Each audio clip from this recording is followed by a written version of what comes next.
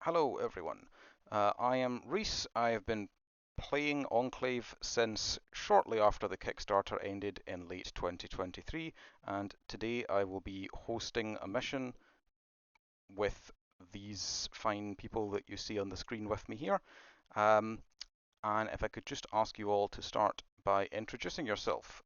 Tim. Hello, everyone. My name is Tim. I pretty much now been playing Enclave for about half a year, and I really enjoy this game. And Guy. Hello, my name's Guy. I've actually only been playing since initially June, this character. A few times since then. I've been having a good time. Thank you. Ori. Hello, my name's Ori, and I've been playing Enclave since April of this year, and it's very fun. Yeah. And Bob. And I'm Bob. I've been playing for about 2 weeks. So this is definitely much newer for me, but I've been loving it. Cool. And next off, if I could just ask all of you to briefly describe the characters that you'll be bringing to this mission. Tim. All right, I will be bringing my paranormal investigator, Brooke Pendleton. A little bit about her. Yeah, late 20s. She used to investigate all sorts of spooky, creepy stuff in her home world before she joined the Enclave. She already has one mission under her belt, and she is looking to get some more investigating in. Guy. I am playing Thaddeus Kane, an illusionist. He started as a doctor with a gambler's soul, got run out of town, head of a lynch mob, met a medicine man and trickster on his wanderings who instructed him and drew out his talent for the arcane, and then inducted him into the Enclave. Very nice. Where he's been having a fun time. And Ori. I will be playing my character, my illusionist, Shelby. She's a 16-year-old fox girl who's very joyous. She came to the Enclave looking for an adventure and definitely got much more than she bargained for. Very nice. And Bob.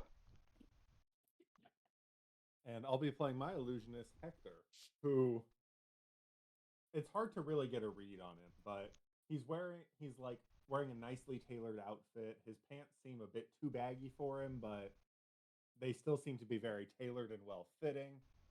And yeah, he's just there to see what's going on. Very nice. Okay. And with that, I will give everyone in the audience a brief rundown of the mission statement. The players have already been provided this in advance. So what I have here is Rala Glen, Crypt Corsair, and her archaeological crew have, during their latest expedition, found themselves stymied by a sandstone door which seems somehow resistant to judicious applications of C4. Unwilling to pass up the chance at the rare and valuable historical artifacts that they're sure lie within the final chamber of the ancient ruins, which her team have been calling Site 7A Mausoleum Complex, Rala has called in a few favours and managed to scrounge together the funds to hire the Enclave. Site 7A is a collection of predominantly sandstone ruins in the midst of the South Basin Drifts, a desert of great size bordering the nation of Kasridan, from which these intrepid archaeologists hail. Most of the site has already been uncovered, including artifacts of great value and several sarcophagi containing the remains of important historical figures. Given that all of these finds were more easily accessible than what lies in this final chamber, the team have no clue what sort of hidden treasure to expect in there. The seemingly supernaturally resilient door features 3 stone rings which can be rotated with a little effort, each of which bears 4 sigils upon it, which presumably must be aligned correctly to open it. Given that there are only 64 potential combinations, the team could potentially just brute force the puzzle by trying each in turn, but they've come across traps elsewhere in the complex, so are wary of trying this in case an incorrect guess triggers some sort of countermeasure. The mission goal here is to uncover the hidden treasure, and the port-in location will be the sandstone antechamber of Site 7A. So before we begin the assembly, does anyone have any questions that they would like answered about this mission statement? Yeah. Have the Corsairs actually tried any of the combinations, or have they only just been brute forcing their way in? So far, they've not touched this puzzle at all. There is another puzzle in this same room which they have attempted to solve before deciding that it doesn't do anything, so they've just ignored it. Which you will see upon teleporting in, but basically there's a puzzle on the floor of the room. But no, they've not touched this door at all. Okay. They are archaeologists. They are not necessarily trained in puzzle solving. Any other questions? Fair enough.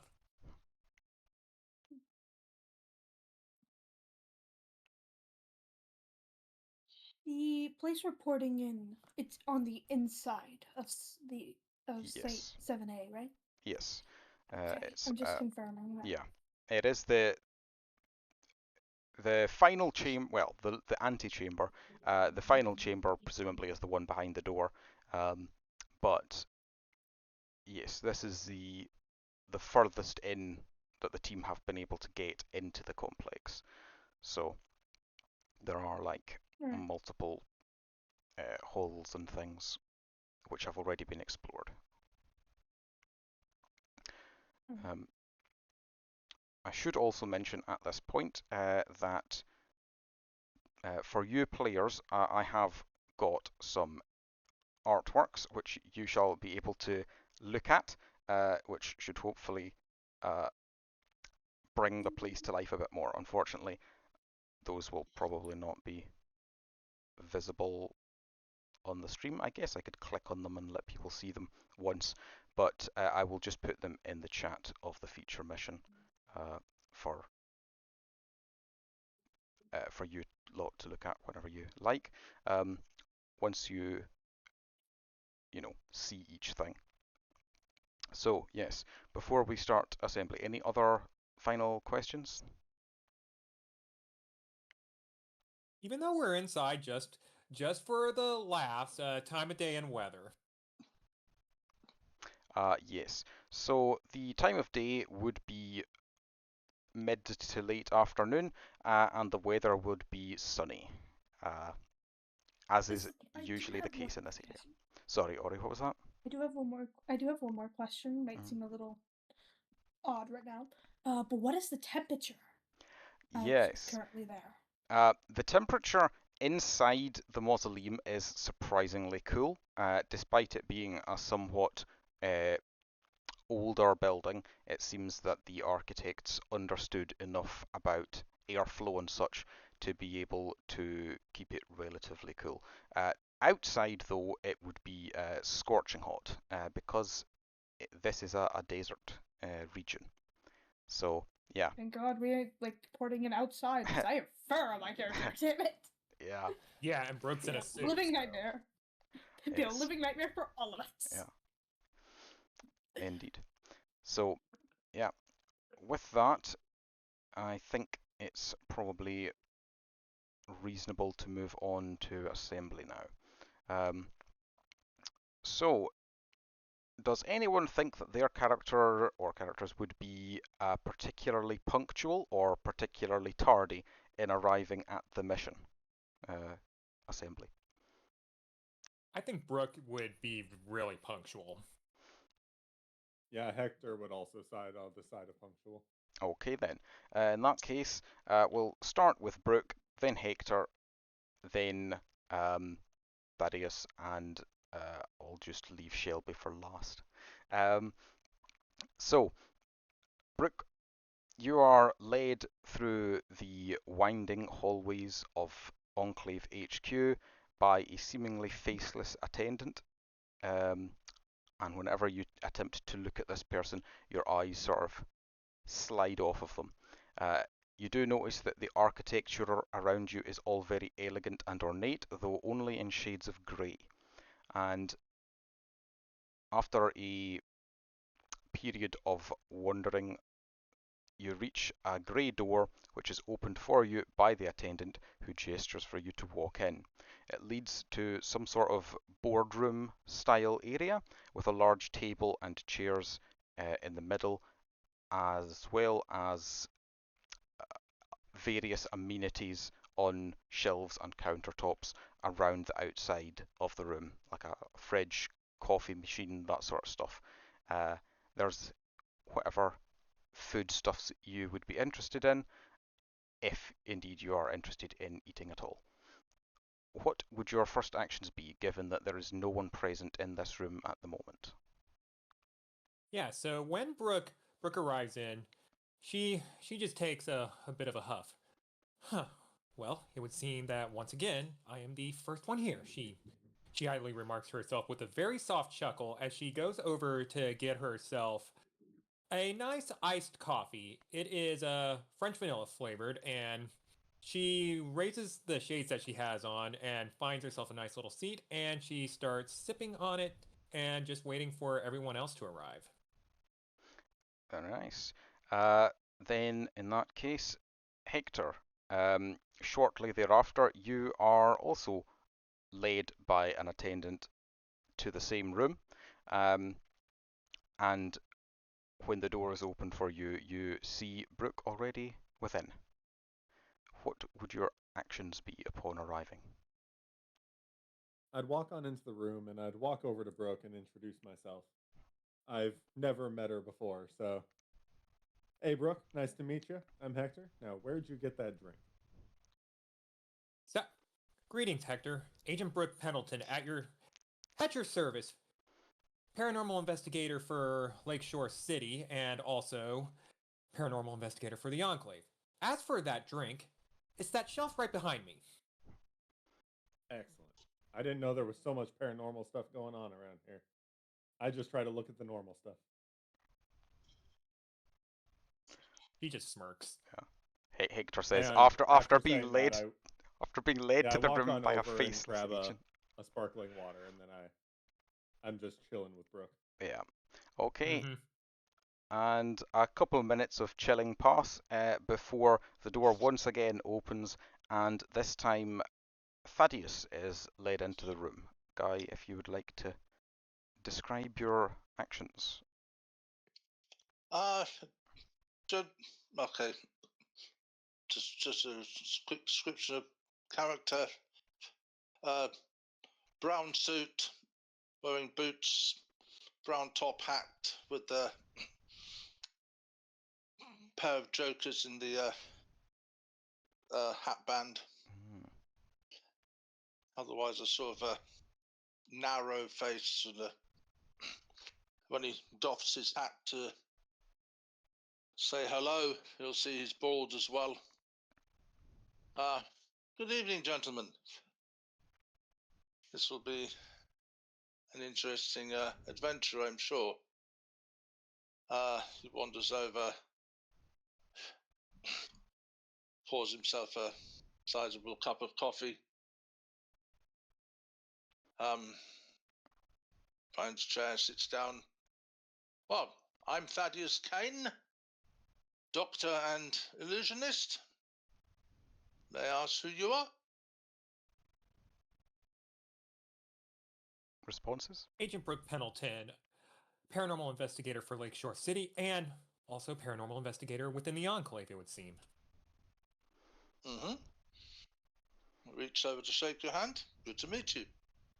Yep, she She accepts, and she also lowers her shades at this point because she knows that it's going to be go time soon. And Oh, yeah, generously Hector refrains just from. like hurriedly. Hector just hurriedly finishes his drink and then reaches out to shake your hand. He's like, "Great to meet you. I'm Hector." Good to meet you, Hector. And Brooke generously refrains from pointing out that she's not actually a gentleman. But yes, after you've all shaken hands, the final member of your group arrives, Shelby. Ori? Yeah. Shelby's gonna, when she enters the room, she's gonna stick to the other side of it, not particularly keen on talking to the three right now. And her ears on top of her head are a little lowered because fox ears.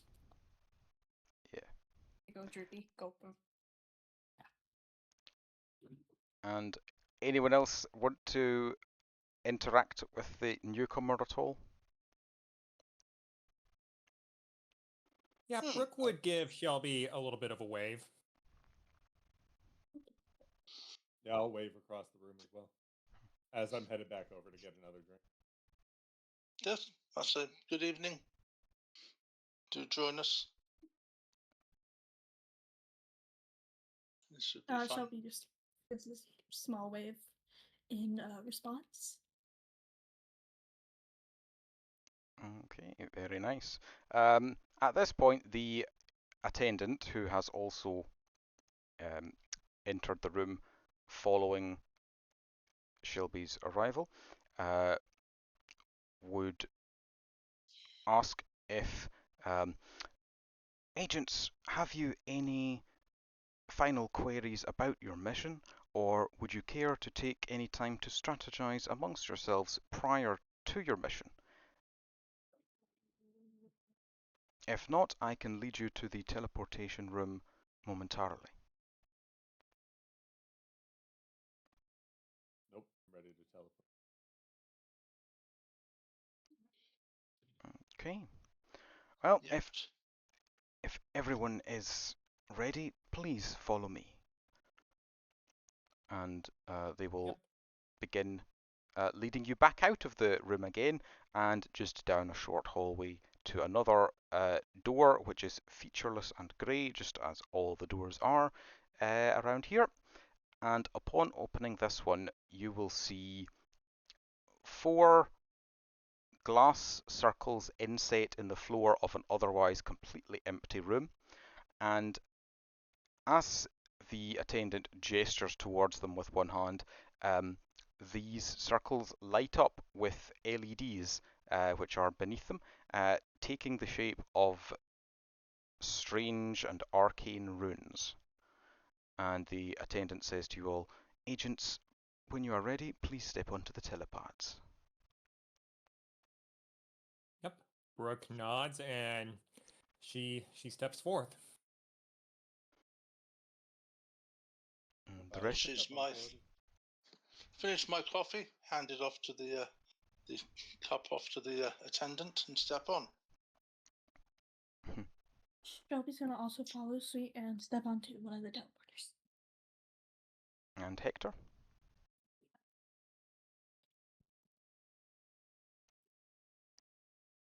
Bob. Sorry about that. I thought I was unmuted. Ah. Yeah, I step on as well. Okay. I keep my drink with me. Okay. I will mention though, you are not actually permitted to take anything on mission. So, what happens? Never mind. I do not. No, it's fine. It's fine. You're a relatively new agent. You maybe not realizing this is totally understandable. So what happens is, each of you feels a tingling sensation sweep up through your body, starting from your toes, and when it reaches your eyes, your vision explodes into a kaleidoscope of swirling colors. You also feel weightless for a brief moment before you once again have solid ground beneath your feet, and these colors start to coalesce back into more recognizable shapes.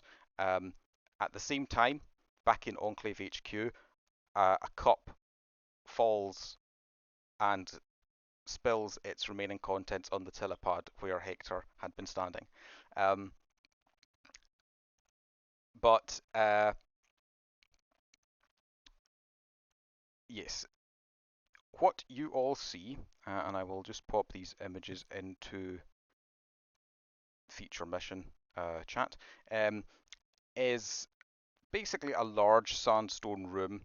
I don't actually have a specific picture for this particular room, but I do have various pictures that show the rough architectural style, as well as the style of dress of the people who are inhabiting this room.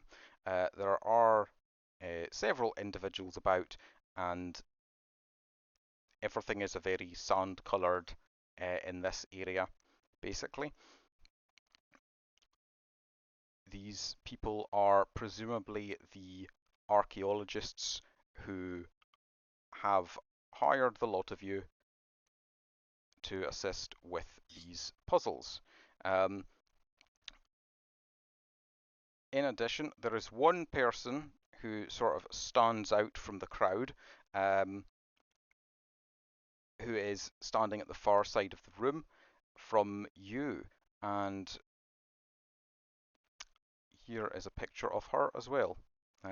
Very different design of clothing compared to the rest of them. But of the room itself, you see that this room has no daylight coming into it. It's illuminated entirely by oil lamps, which have been set up roughly near the four corners of the room. Clearly, they were brought in by the team rather than, having been left here. The floor of the room that is nearest to where you're standing in a doorway, basically. So from the doorway at which you are standing, there is a tile path which is unnecessarily winding, and the first several tiles have words on them for some reason. The rest of them that go across to the other side of the room are completely blank.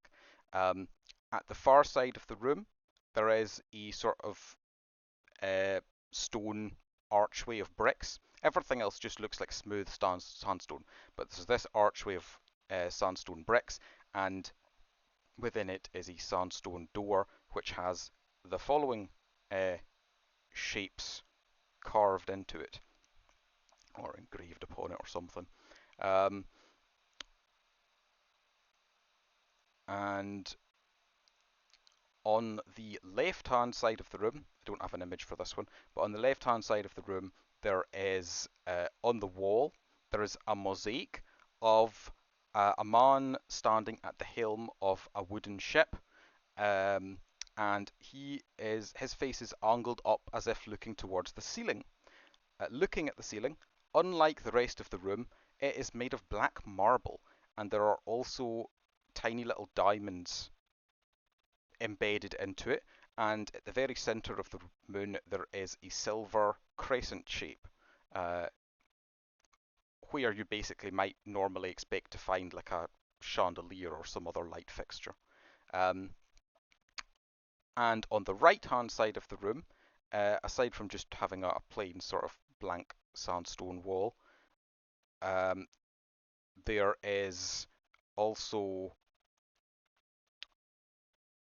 an alcove in which you can see an open chest, and lying on the floor beside this alcove is someone with bandages on their body, and another person is kneeling beside this injured fellow, tending to his wounds, it seems. As you arrive, the woman with the braided hair, looks over at you and says, "You must be the agents from Enclave. Is that right?" And I will now say that, let me just double check everyone's stats, in fact. Brooke has got the 1 in reflex, and so does Shelby, and also Thadeus, actually. So, Yeah.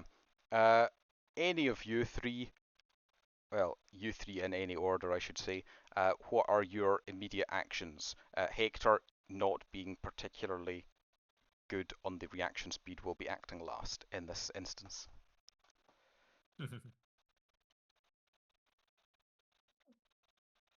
So yeah. Yeah, so Brooke, when she hears the braided woman call out to them, she would nod in the affirmative. That we are. My name is Brooke Pendleton, agent with the Enclave, paranormal investigator, and a bit of a problem solver of sorts on the side. Yeah, you get a nod in response, and the rest of you, any actions from Thaddeus or Shelby? Do we see? Are we able to like see the door, like the markings inscribed onto it immediately upon porting in? I mean, you can't see them super closely because you're at the other side of the room, but yeah, you can gather that there are I can see. there are markings on these things, as was mentioned in your mission statement. Yeah, Shelby's gonna probably not say anything, but walk over in that direction. Okay, and Thaddeus. She's just gonna walk off. Nice. The child's walking away. Yep. And as Shelby starts walking, Thaddeus, any actions from you? Guy? Just look around and see what's here. Smile and nod to the people waiting for us. Okay. And last but not least, Hector. Yeah, I walk up and say hello as well. I don't go over to investigate anything. Okay, yeah. Right, well, yes, so in response, the woman says, nods to you all, and says, "My name is Rala Glenn. I am the one who hired you for this mission. This door here is giving us some trouble, you could say. Also, that chest over there was a bit surprising. In hindsight, if we had called for you a bit sooner, perhaps you could have figured a way past that trap. But I'm sure you can understand why we're reluctant to mess with this thing, given the circumstances." Yes, it would seem quite so.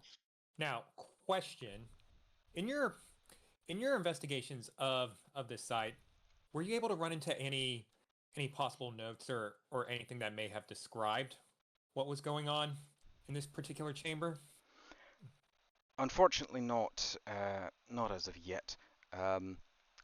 We did in a couple of other chambers in this site.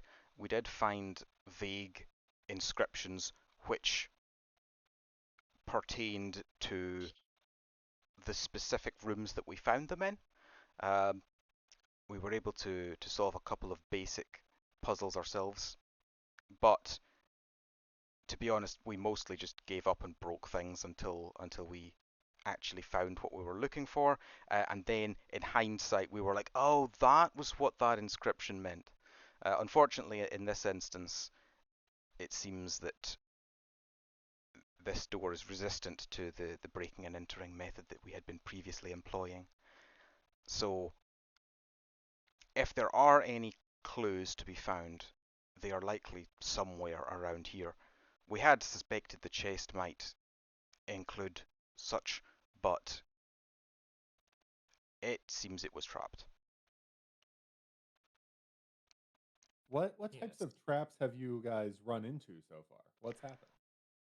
Well, until this room, they were your sort of basic crypt type traps. Pitfalls with spikes at the bottom, little stone uh, plates that would depress when stood upon and then fire arrows out of the wall, a giant boulder that appears at one end of a hallway and rolls towards you, that sort of stuff. But until this room, we had not encountered a chest which electrocutes someone when they open it. That one was kind of unexpected in an ancient ruin like this. You understand? That Electricity. definitely sounds shocking. Yeah, it was good one. But yes, we had not expected the people of this time period to have access to electricity. I must admit.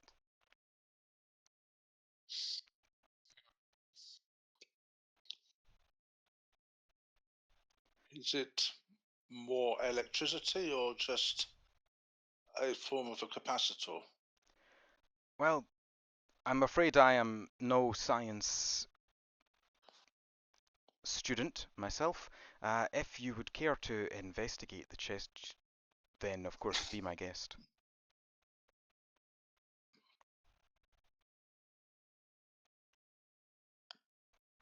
Well, did you find anything interesting in it once you'd opened it, though? A strange pattern on the base of the chest, but other than that, nothing really. I'm not sure if that pattern has some sort of meaning that's supposed to clue us in as to the answer to the door, but otherwise, the chest seems to be empty. Well, seems worth having a look into the chest just to see, not touching it, just looking to see the pattern. Okay.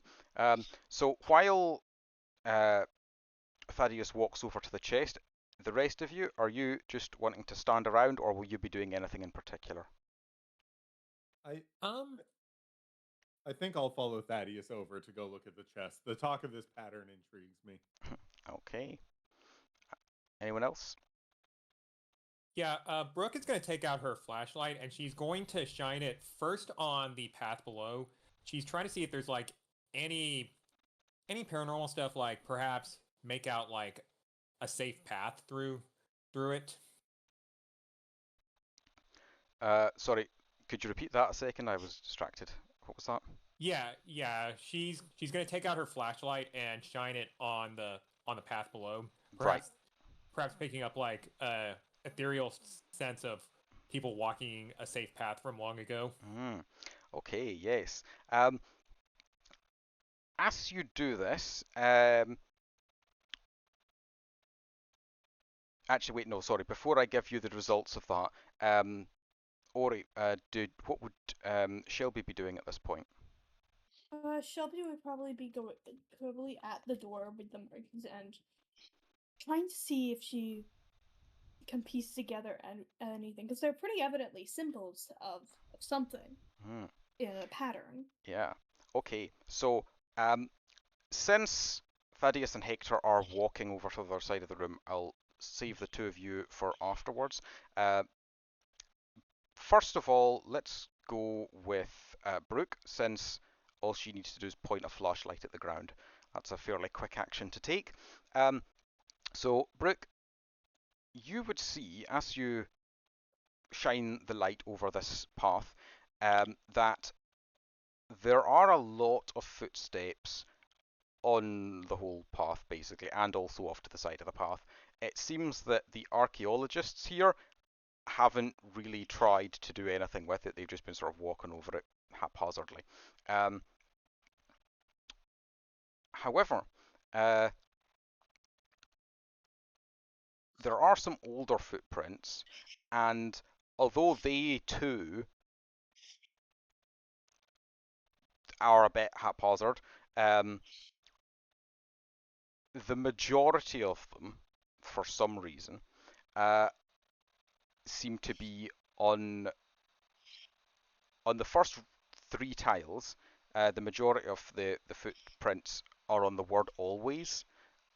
On the second one, they step onto play, then politely, then run, then over, then and, then come, then here.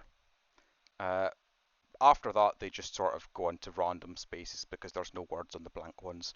It doesn't seem to matter where they are stepped, if indeed it matters anywhere, because as far as your flashlight can tell, there's no like magical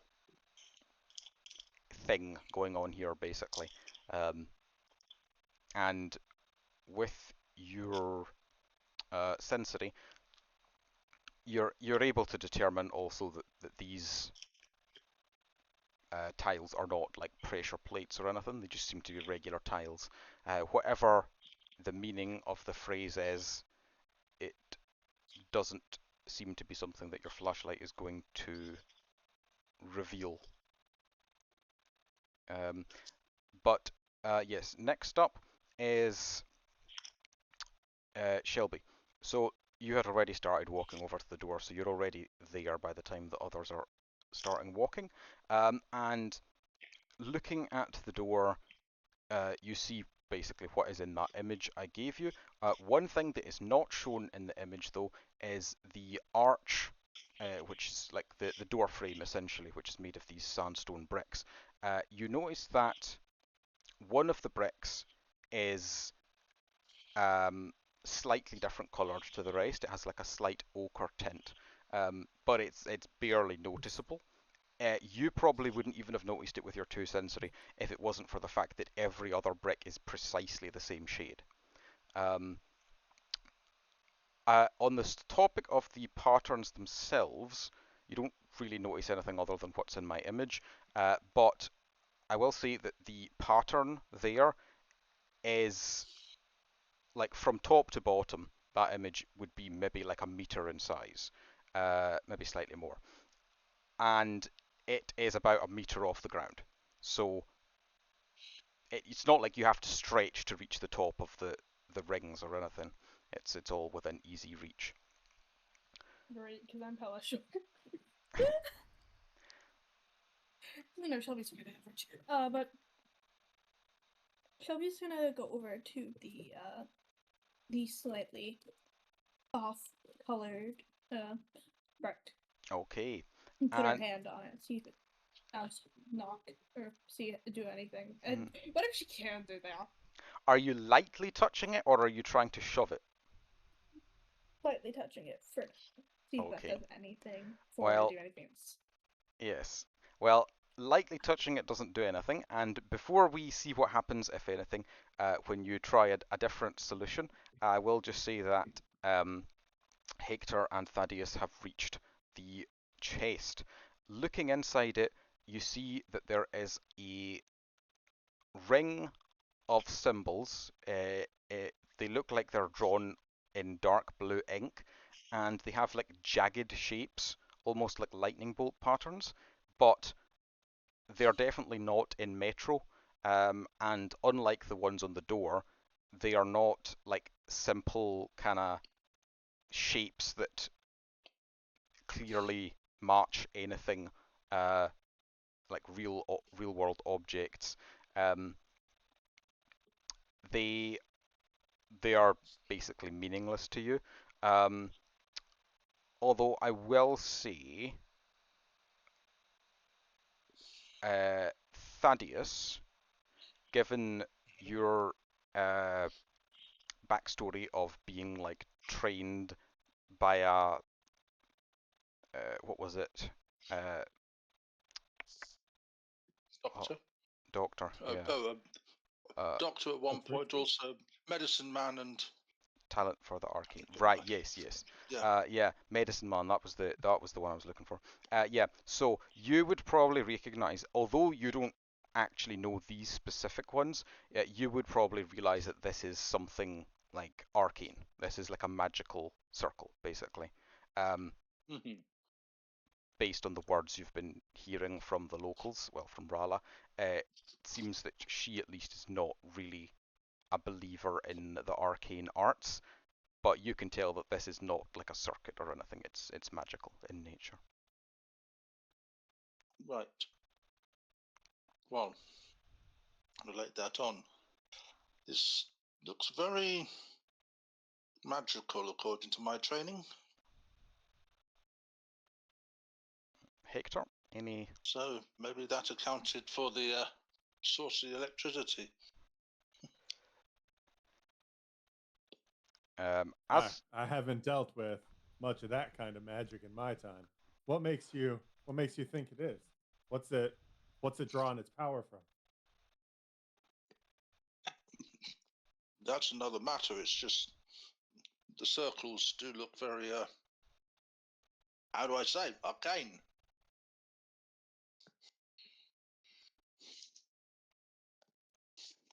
Is there anything I would be able to determine as well with my sensory about this? Yes, in fact, as you're looking closer, you, as well as Thaddeus, once he gets over the fact that it's magical, but you, first of all, since you weren't really paying as much attention to the magical side of things, would notice that the bottom of the chest, when you're looking in at it, is higher up than it looks like it should be.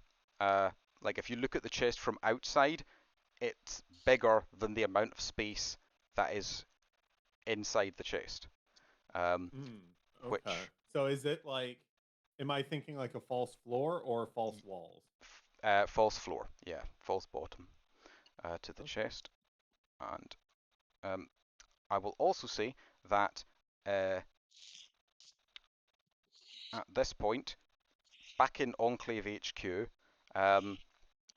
another agent named Wraith Vendigroth has arrived to his mission to find that everyone has left without him.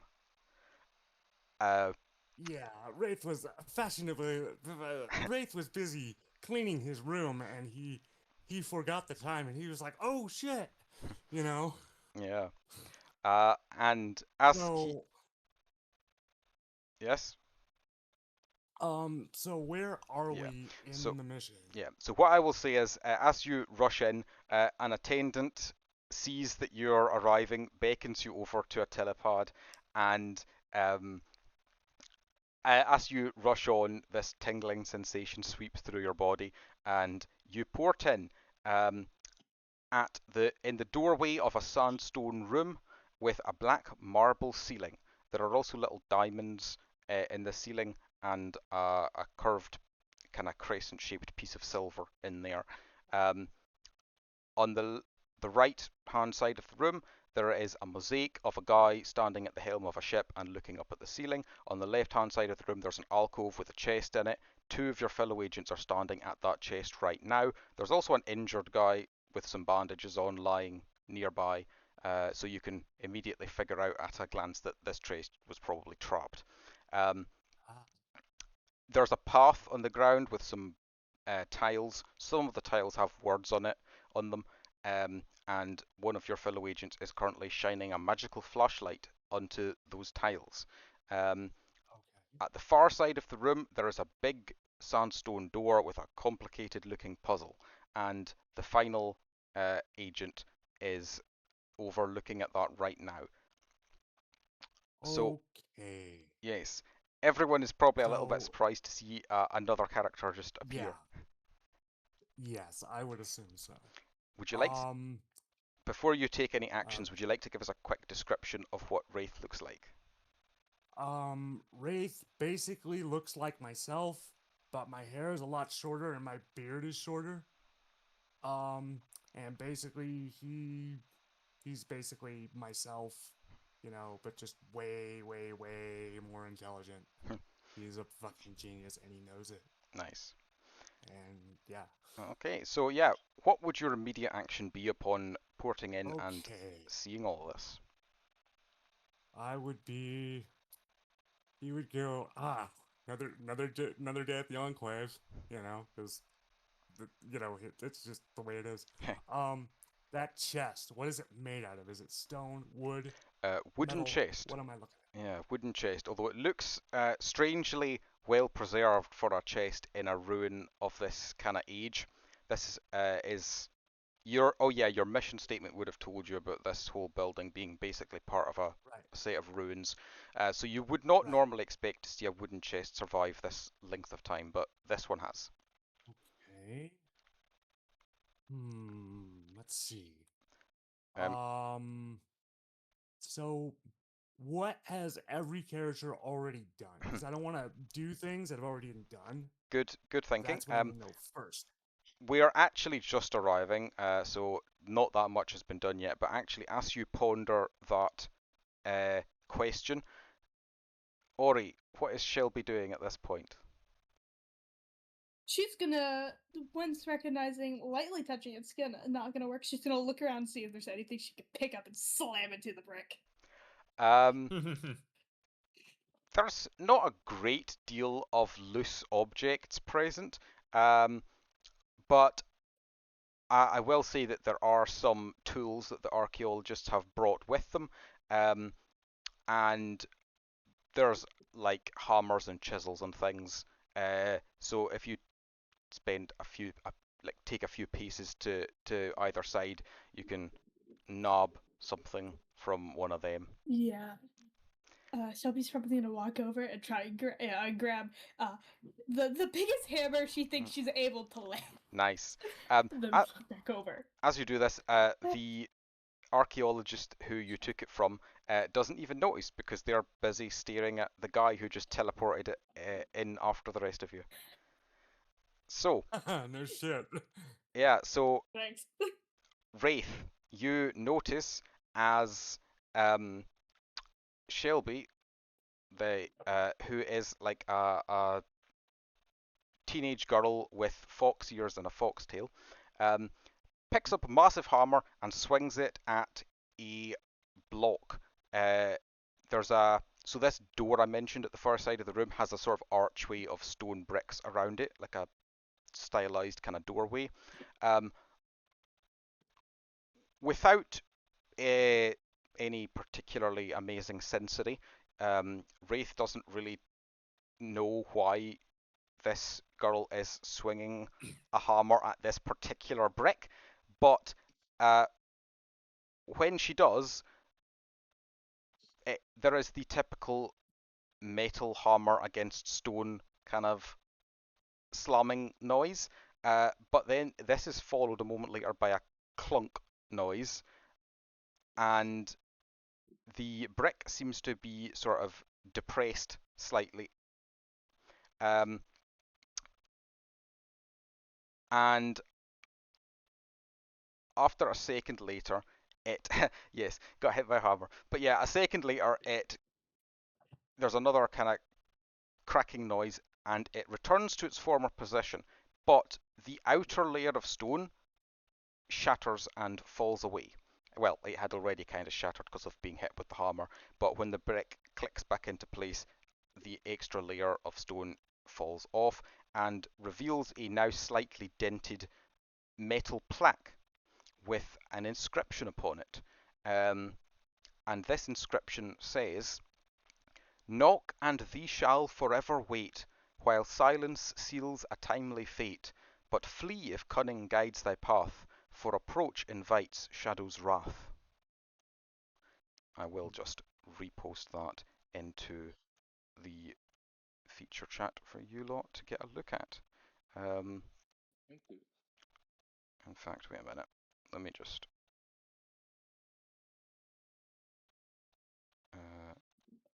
Yeah, I would imagine that noise, the it getting hit with a hammer probably ricocheted sound wise. Yes, So everyone in the everyone's room. just able to hear this and just see a child with a hammer. Yes, everyone in the room is now. She just throws.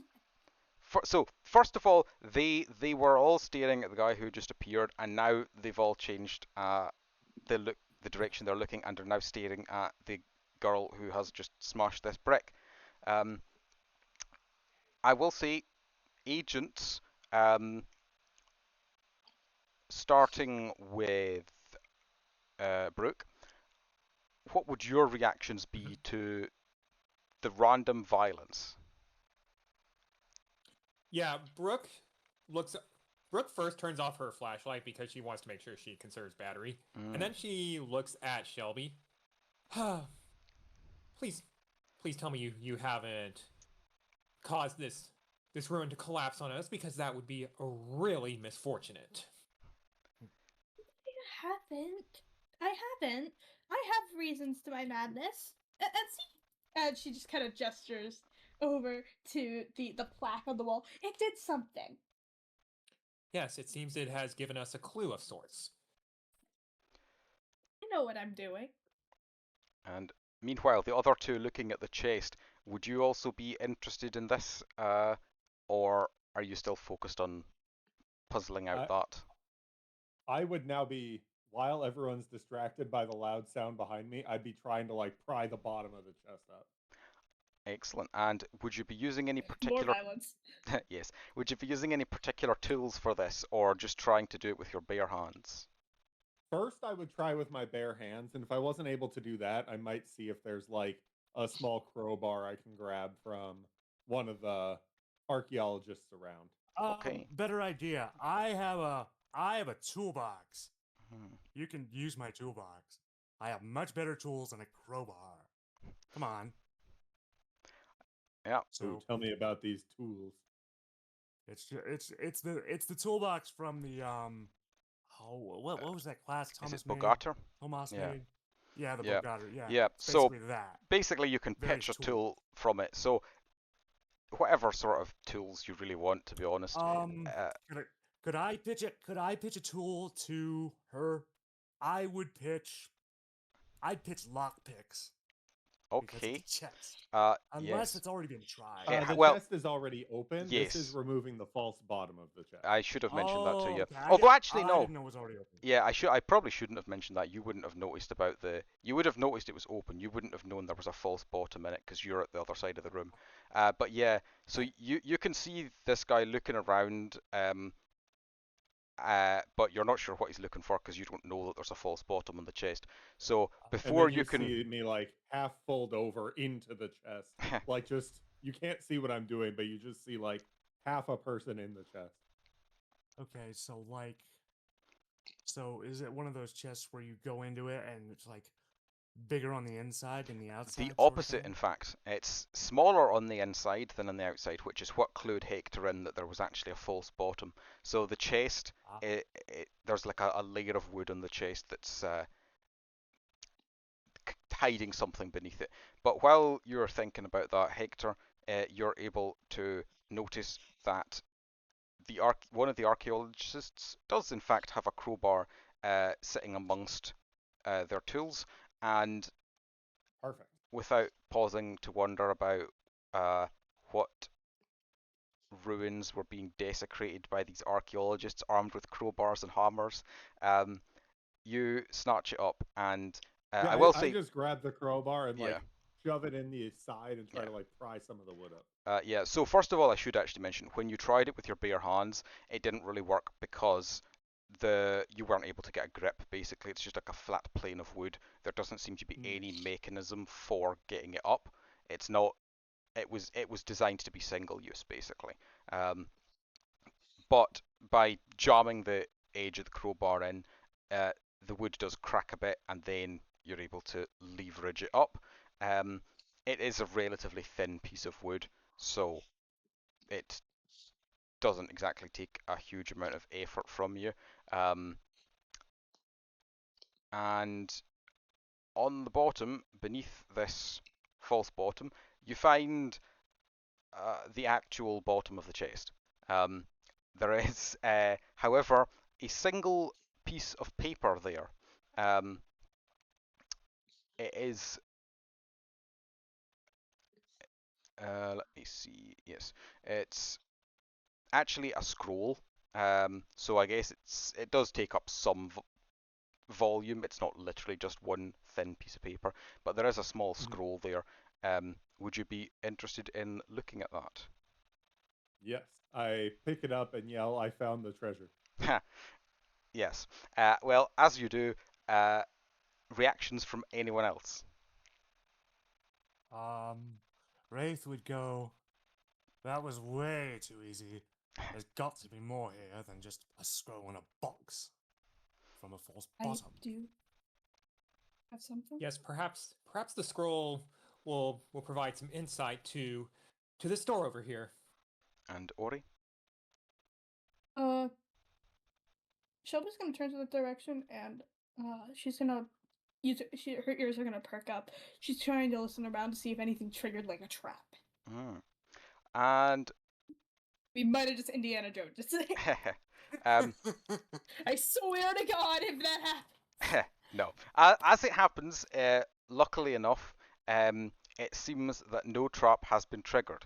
Although it does occur to you, despite your baseline intelligence, that if anything was going to trigger a trap, it was more likely to be you attacking the door than someone attacking a chest trap which had already been triggered. But thankfully, no, you do not hear any sounds which indicate traps are Shelby doesn't have ongoing. common sense sometimes, okay? She doesn't have common sense sometimes. She just has blunt force ideas. She's an impulsive teenager. What do you expect? Yes, yes, of course. I expect more hammers. She's gonna have more hammers. She causes a lot of issues every night.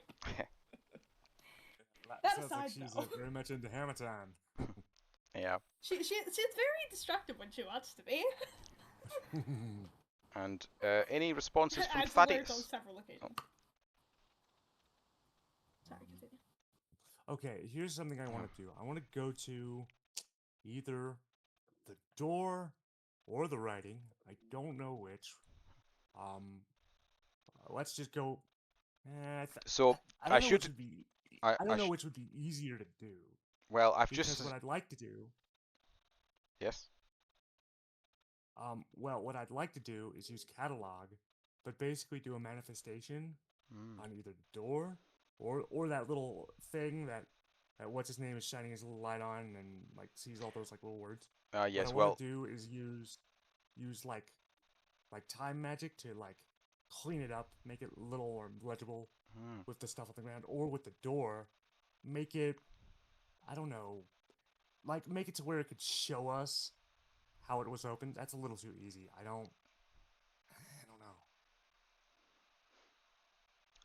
Well, first of all, I should mention the path that that Brooke was illuminating with her flashlight.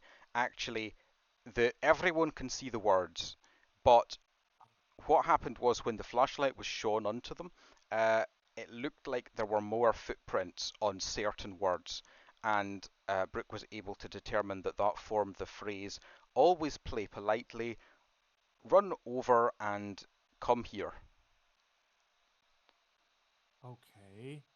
Knowing that,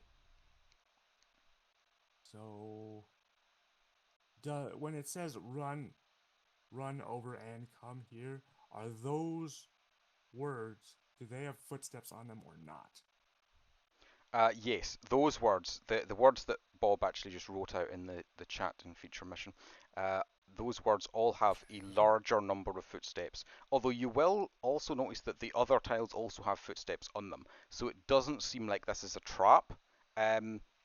So you can't be sure exactly what meaning it has, if any. But yes, there are more footprints on those particular words. Okay. Meanwhile, Thaddeus, what would you be doing? Guy. I'm currently just watching with interest what others are doing, but mostly with what Hector is finding in this box, just in case he needs help. Yeah. Well, on that topic, along with the other archaeologists who are clearly interested, Rala looks across at you, Hector, and says, some sort of scroll? What does it say? Yeah, there's less people interested in this treasure than I expected, but I guess we'll have to read it now. So I unfurl it and Yes. attempt to read it. Well, you can indeed read it. It is written in Metro, despite being super old. And let me see. I'm just going to need to type this one out like I did for the last. Oh, didn't mean to do that. Right. So there is a little poem. As with the previous one, it's only one stanza long, so really they did not need an entire scroll for this, but for some reason they used one. It says, "Not all gates yield nor flames reveal, the heavens show what seas conceal. Prison cells await those who stray, and let none interred find their way." Okay. Hearing that, what is on the ceiling again? The ceiling is made of black marble, and there are little diamonds sprinkled across it, which glimmer in the light of the oil lamps. I don't know if I mentioned those to you, but there's a few oil lamps that the archaeologists brought in. But yeah, these little diamonds sparkle in the light, and there's also a crescent shape made of silver in the middle of the ceiling. Presumably, you know, that represents something or another. I would like to. Are we using V1 or V2? I don't know. Yeah, just V1 for this session. V1 rules. That makes it way easier. Thank you. Okay, I want to use knowledge as power, and what I want to do is basically I want to make like not a fireball, but basically like a giant black light that I guess I could use my sensor, but I want it. Well, could I use this in combination with my sensor? Basically, I want my sensor, but I want it to be all around the room to sense whatever we cannot see. Mm. You know, I Okay, yeah. So yeah, I mean, we can see that this is basically like a the power to empower your sensor. Basically, you're gaining the power to amplify your sensor. Normally, the sensor, which is a reskin scanner for everyone else, would only project its light at a close range. In this case, you're just spreading it out. But that is the magical effect, which is fine. But what is the topic that you're learning from a book? And remember, this book topic must be related to the magical effect in some way. So, what would the topic be? The topic of the book is finding hidden things via technology. Very nice. Okay, yeah. Yes, I guess. Yeah, you get a book titled "A Rogue's Guide to Advanced Technology." There you go. Ooh, that's even better. um, so, looking at this knowledge inherently allows you to be a bit more skilled with advanced technology, which relates to criminal pursuits of theft and robbery. But as it happens, it also allows you to find like hidden doors and things. So raising your sensor and waving it around, not that it really matters where you point it at this stage, the light from that radiates all around the room, and you would see traces of magic coming from the chest, from the door, and, well, first of all, I should say traces, as in like a small amount, from the chest and from the brick that Shelby hammered, but significantly more from the door itself. So your scanner is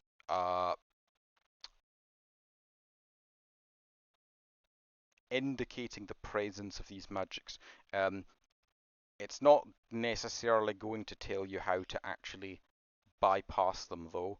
I will say that you definitely get the sense from it that the trick you're looking for is to rotate the rings on the door in order to align the symbols in a particular pattern. You can figure out that much, but you don't know what the pattern is. It's not able to tell you that much. That's really helpful. Okay, that's good. Okay, so we know the magic is all connected. Well, I mean, I will say, like I said, the stuff on the brick and the chest was just traces of magic, so it seems like that's magic that has done its thing already. It's been spent. The door is still actively magical. It's I am going to assume the palms that we have heard and been reading are red herrings. oh, Because they seem very like if I was gonna make a puzzle, like a puzzle room, and go, oh, you're not gonna do this. I'll have these little things to trick you, waste your time, and you'll never figure it out. So Wraith, being very, very intelligent, is going to ignore those and he's going to go toward the door. Okay, and And I want to use... Well, this is going to be a new past life memory sort of thing, but it's also going to be like a fun fact. It's going to be molded together. okay. He's going to say, fun fact, this door looks very similar to a past life I had on a place called Avalon. Basically in this little place, there was this big underground thing, and we had to find this guy. And basically, there was lots of puzzles and traps and things, and this is extremely similar. So Okay. because of this knowledge, I might have a way to open it. But first, I want to use catalog on the mechanism. Is any of the mechanism stuck? Or Unfortunately, old? when you try to do this, so you're saying this catalog is happening before your fun fact, is that right, or after? Could it be during it? Not really, because you need to do a paired action for each one. The paired action for fun fact is like making an exclamation, like saying "oh" or gasping or something. The one for catalog is expressing dissatisfaction with mess. So you've got to like comment on that. All right. Go back to the others. Sure.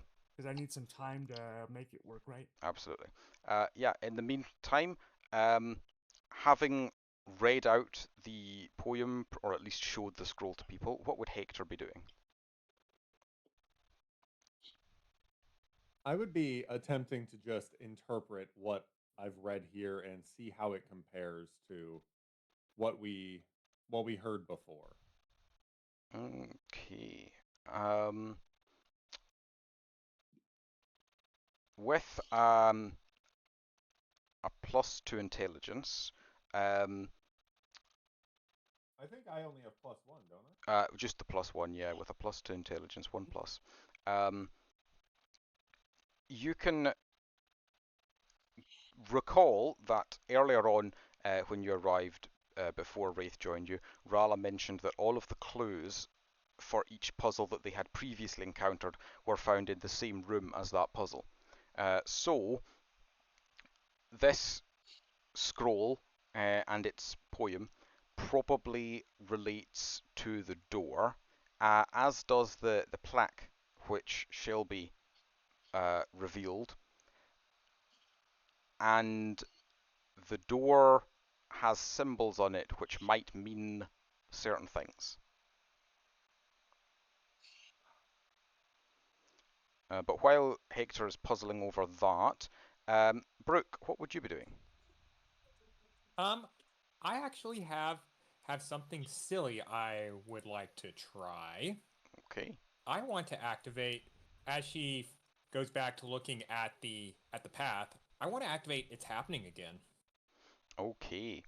And yes. What would your pitch be then? Yeah, so as she looks at the path, she remarks, you know, this kind of reminds me of a couple years back. There was an incident in Lakeshore City, the infamous puzzle house caper. Apparently, for a long time, there was a certain path that people, when they tried to walk in, they would always get stumbled up, and the owner of the house would always hold them captive.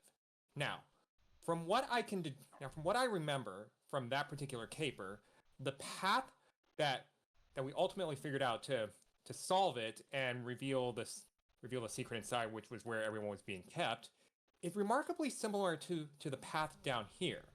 In fact, just looking at the path itself, the amount of stones inside it seem to match up perfectly. And she smirks as she starts walking along, following along what path was originally already given out based on what she knew from her flashlight. And then once she gets to the blank rocks, she instinctively steps on. For the first two first two rows, it's on the right-hand side. Then after stepping on the row that only has the one, she hops over to the left. Hmm. Okay. I will mention, so this path actually, I just cut it off there, but it actually kind of winds about a bit further. But I don't have any problem with you just repeating like that pattern or whatever. Yeah.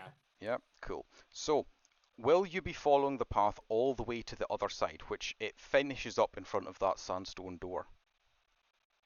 Yeah. Okay. When you do so, And she's just, along the way, she's just talking about the case as well to anyone who cares. very nice, yeah. Would anyone actually respond to the dialogue of Brooke at this point, prior to her reaching the door? I do Wraith have probably something. would. I'm not sure what he would say, but he would say Oh. something. Well, Ori said something first, so Ori, what would Shelby be saying? It's more apparent to something that I'll do on when Ah, it's my okay. turn. But she's also just kind of nodding. She can hear a lot of things. She can hear the conversation that the fucking words. Lots of people here have Brooke good sensory. is- Everyone's hearing everything pretty much. Words. I literally have good sensory. I have box ears. Yeah. Yeah, and Anybody. Brooke also has one vitality, so she's definitely getting some attention. Yeah, loud. Yeah. So yeah, Okay. Shelby's probably just kind of nodding along to what they're saying. She's near the door. Mhm. And like also mutter something underneath her breath, which I will delve into if I'm able to do Yeah. things. Well, I will say that That's all. while Brooke's moving across the room, you have enough time to do something, if you'd like. It's more of what Shelby is gonna look at the plaque, and from what I understand, the the scrolls have all been like, because the plaque has one of the poems and the Yes. scroll from the chest did. Yeah. They've all been disseminated. Yeah, You know and- both. Everybody knows both Okay, great. phrases. Shelby is gonna look at the plaque, then look at the door, and just mutter, "Maybe we're thinking about this too literally." And she's gonna go over to the door.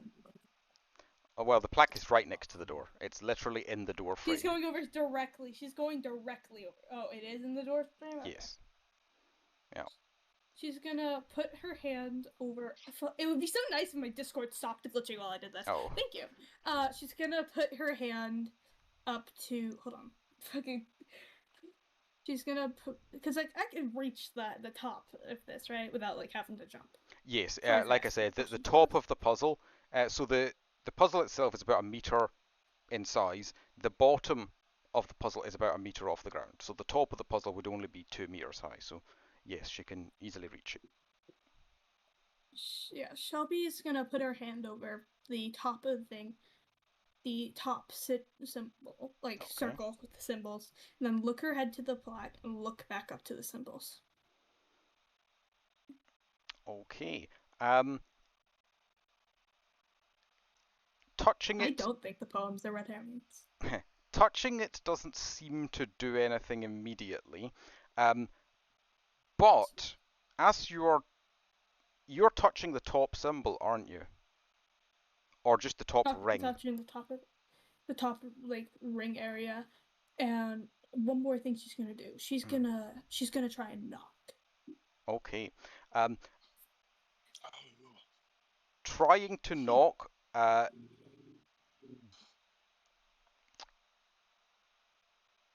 Doesn't seem to do anything at first.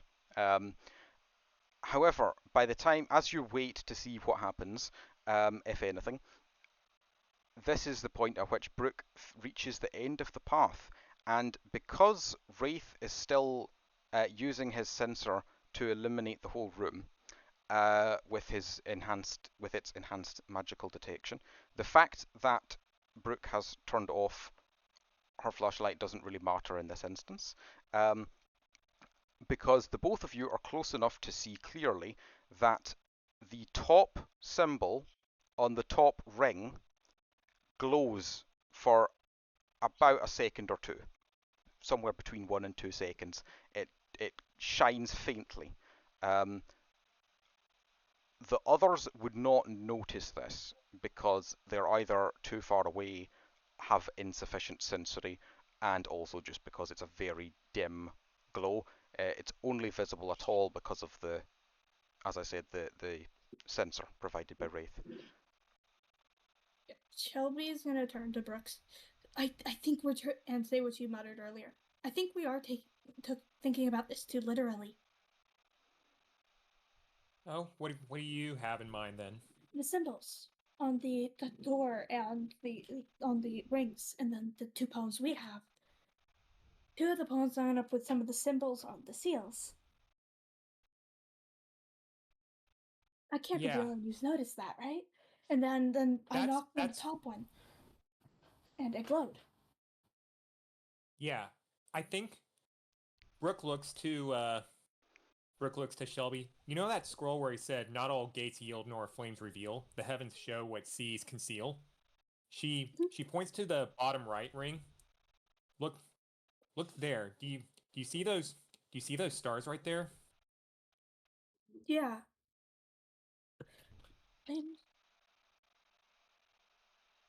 Heavens show what seas conceal. We need the last poem. We need to find where the last poem is. I think that's our key to understanding how this door works and how to get inside. Yeah. That's kind of what I'm thinking. Anyway. So Reminder. aren't we just missing the information on the bottom left circle? I will remind you, well, no, not all of you, but let me just double check who exactly. Actually, no, you know what? Wraith, although you don't have sensory, these people aren't exactly keeping, like, whispering to each other, and you are all in the same room. So you can overhear what the 2 of them say, and with your ridiculous 5 pluses to intelligence, it occurs to you that there is a mosaic on the right-hand wall. A mosaic depicting a man standing at the wheel of a wooden ship and looking up towards the ceiling. Okay. So, seeing this, what I want to do. I think you mean left wall. No, sorry, I maybe misspoke earlier, but it's the right. Sorry, the mosaic is on the right side, yeah. And the left side was the one where the alcove with the chest was located. Okay, yeah. Yeah, I maybe mixed those up at some point. So, Wraith wants to go over to that mural, and basically, my previous thought that's kind of out the window now that I have other information. So, what I want to do, So, does the man looking at the ceiling? Does he look at a particular point at the ceiling? He's just where I am looking up. But as you're standing in the same kind of like over by the wall, same to where he is, and you look up, again with your massive intelligence, it occurs to you that from this perspective, the crescent in the sky, in the ceiling, I should say, looks like a crescent moon in the sky with the little twinkling diamonds representing stars. Okay. Seeing this, I want to go to the door, and so how are the 3 interlocking rings set? Like the way it's on the picture, is that the way they're set right now? Yeah. And the picture that I provided is how they're currently set up. And obviously the door is not open, so presumably some other pattern is needed. What I want to do is he looks at the mechanism. I don't want to move the mechanism, but I want to take my staff and just tap at it. Just tap, tap, tap. Does anything happen? This is just like an exploratory sort of thing. Yeah, just tapping at it, nothing seems to change. Even under the light of your sensor, it doesn't seem like the magic is responding to the tapping at all. Okay. Okay. So I want to use catalog to basically I want to see if the mechanism is functioning. You know. Yeah, so there is a very easy way to check this, and sure enough, as you use catalog targeting the mechanism, actually, your paired action expressing dissatisfaction with the mace. How would you do that? He What? look he looks at the mechanism, goes, ah, so old. How can anyone open a door if it looks this old? Kinda hard to tell if the mechanism is functioning or not, you know. Yeah, and as So you that's say what that, he's you activate catalog. Two things happen. First, your sensor reveals a sort of magical shimmer that crosses the door momentarily, and you sense, in as much as a door can have emotion, it feels annoyed that you would insinuate that it was non-functional. Um, and also right. catalog completely fails because you still pay the low essence cost, but the ability does not activate because there is no mess present. The mechanism, from this with your intelligence, you can infer that the mechanism is not messed up at all. It is functioning precisely as it was designed to. Okay, now that I know that the door is semi-sentient, Wraith is Well, going I to wouldn't go go, that far, sorry. but Okay. Or it, or is like, I don't know, is like alive, I guess, or of some way. Wraith is going to go, sorry, door. I didn't know you were alive. I oh, was just trying to, you know. Wraith is gonna be nice and cordial and apologize to the yes, door. I Yeah. will also just say Okay, one more yeah. thing, which is that after having used first knowledge as power and then the catalog just there, you are now starting to Yeah. feel a little bit tingling through your body just from the use of essence. Right. Yeah, that's fine. Now that I've done that, I want to. Now I know they all function. First, I want to take the. Let's see. Let's see. I let's see. So the one that glowed first was the was the was the was the So was the far, picture with the little road, yes, so or far was that's it the the only one that has stars? glowed, and also you would have noticed that it glowed at the precise second that Brooke stepped onto the final step on the road.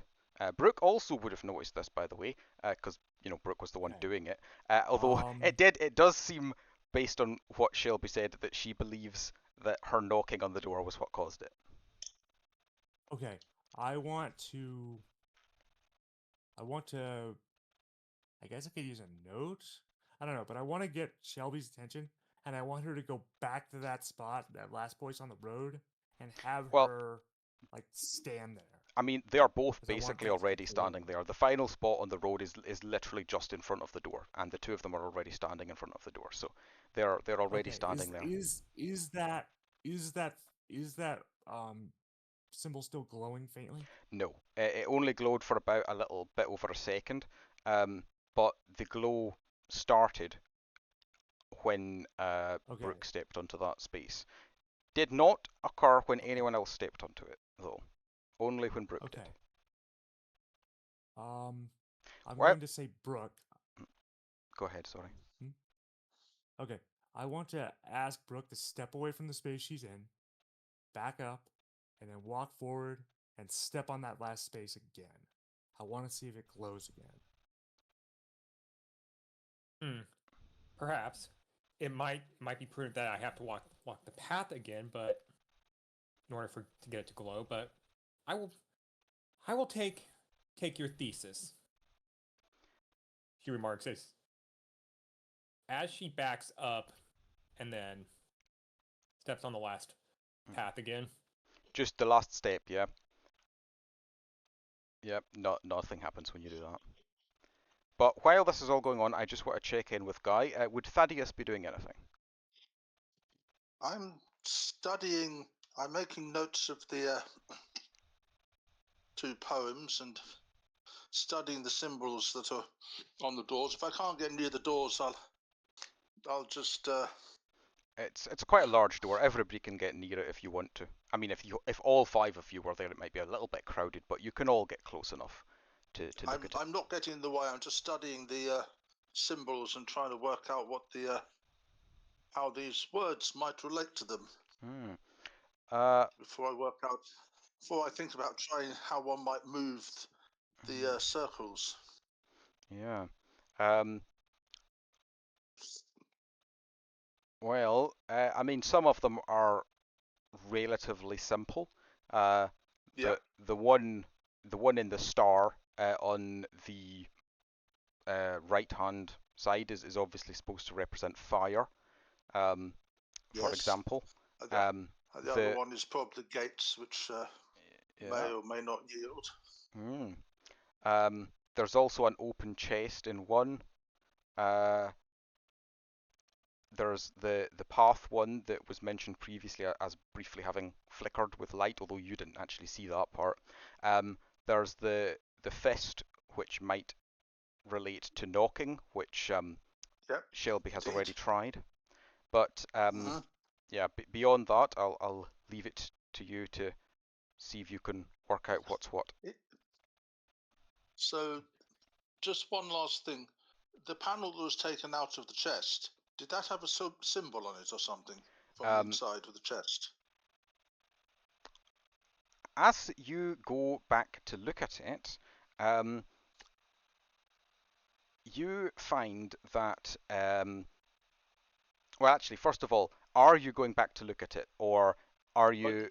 Well, yes, because Yes, yes. I'm feeling Good. that's one of the parts of the puzzle I'm missing. Yeah, so looking back at that, you find that on the underside of the false bottom, which was removed, in precisely the middle of where the circle, in fact, the circle of runes with the kind of jagged runes in blue ink is repeated on both sides.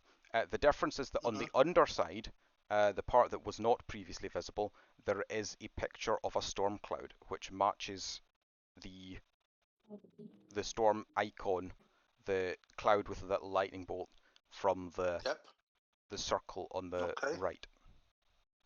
Yep. And what does remind me again? Which of these phrases was written around the circle on this panel? Yes, the phrase from the wall inscription, the wall plaque, I should say, was "Knock and thee shall forever wait, while silence seals a timely fate. But flee if cunning guides thy path, for approach invites shadow's wrath." That was on the wall. That was on the wall, yes. The other one was the one that was on the scroll. Though you're not sure about the relevance of that, if it matters. So just clarify, the runes on the panel from the bottom. So what are the runes on the top side first again? They are the same on both sides, but the runes are just magical arcane runes. You don't know the precise meaning of them, but they are jagged like lightning. They are presumably the source of the electric shock which was given to the guy who opened the chest. Ah, right, fair enough. And underneath, it's underneath the same, was but same runes, but in the middle of the circle of runes, there is also that storm cloud icon. Ah, right. Well, yes, that does seem to fit with the shock that was given out. Do we need to be seeing the back sides of anything we do for clues about what it's going to do? Well, I will say that the scroll does not have any particular pictures on the back side of it. The wall plaque seems pretty fixed to the wall, so I don't know if you can find anything on the back of that. Yes. So does anyone else have any anything they would like to try at this point? I want. Oh, Bob I just wanted to ask if anyone has tried touching the symbol of the storm cloud yet. No one has done that yet, no. Can I walk over and touch it in a way that's similar to how the person touched the path one that made it glow? Well, actually, Brooke did not touch the path symbol. She just stepped onto the last space on the path. After Oh, walking okay, along the okay. I path. thought she touched the path symbol itself. No. Okay. Although I see where the confusion might have come from, because Shelby did knock on the door, not on that symbol in particular, just on the door. Oh, But that, okay. well, Shelby thinks that did something. It didn't actually. It was Brooke walking on the All path. right, so one other quick thing to understand. I know they seem to be on wheels. Are the wheels able to be moved? Yes. It takes a little bit of I can't. effort, but yes, the wheels are able to be moved. So can I like walk on over there and just kind of like move the bottom right wheel? Mm. Or no, I'll walk up and touch the storm cloud first. Okay, you touch the See if storm that cloud, actually but does anything. doesn't seem to do anything. You don't notice any particular change. And a reminder, the room is currently illuminated by Wraith's sensor, which is revealing any magical effects. So I can guarantee you there's no magical effect that occurs when you touch the storm cloud. I'm wondering if that lower right circle from the line heavens show what seas conceal, if we maybe need to move it around till the heavens is over the seas picture instead. Well, I mean, you can't actually move it until the heavens is over the seas picture. All you can do is rotate the rings. So currently the bottom right Yes. ring is on fire, so you would flip that round to a different symbol like the cloud or the stars or the Okay. whatever, you know. Um. But yeah. I mean, what I'm thinking is if you moved it around so the stars were where the sea currently is, that would put the storm cloud where the fire currently is. Ah, I see what you mean. Wraith decides would is this something that would be spoken out loud, or is this just like a thought that No, I spoke God, it out your loud. character- I spoke it Okay. out loud because we all need to know. Mm. Okay. So what I want to do is um I want you know how I said to what's his name to go back and forth and go on the thing? I want him now to go all the Her. way back at the end Yeah, her. Yeah, it's and female character. yeah, her I want that character to go all the way back to the end and basically do that movement and as you're doing it, I want to move the wheel with the man. I want to move it so it basically like you know where that wait, do they rotate clockwise or counterclockwise? Either direction. Either direction. That's great. Basically, I want to move it to where you know how the little star symbol is right there, that's where the man is. I want the hourglass to be right there. And then as soon as the character reaches to that point where the symbol glowed for that second, I want to move it to where that little road symbol is right where the hourglass symbol would be. Okay, so you want the hourglass to be in the star and the road to be on the right hand side of the circle. Is that correct? Yes. Okay. And by the time the character gets there to that point where it glowed, I want to move that the road to where the hourglass is.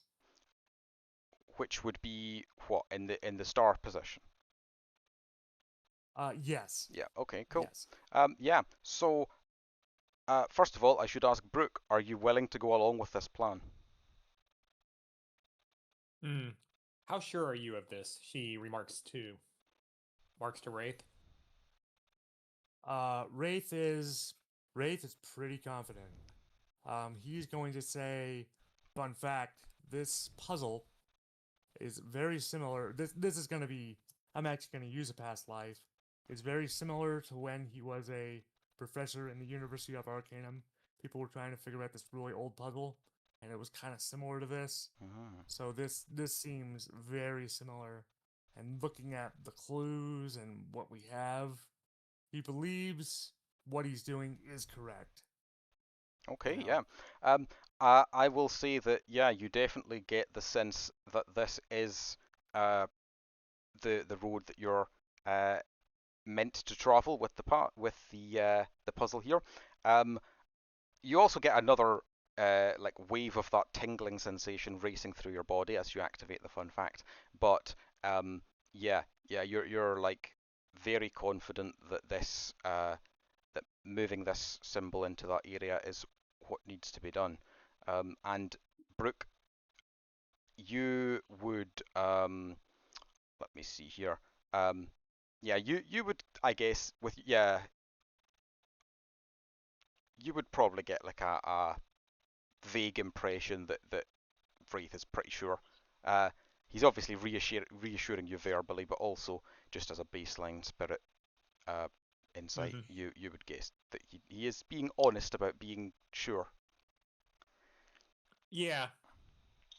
She nods and she goes back to the beginning Mm. of the path she she remembers what she took last time as she recited, but this time she doesn't bore people with the case. She just follows it Yeah, directly.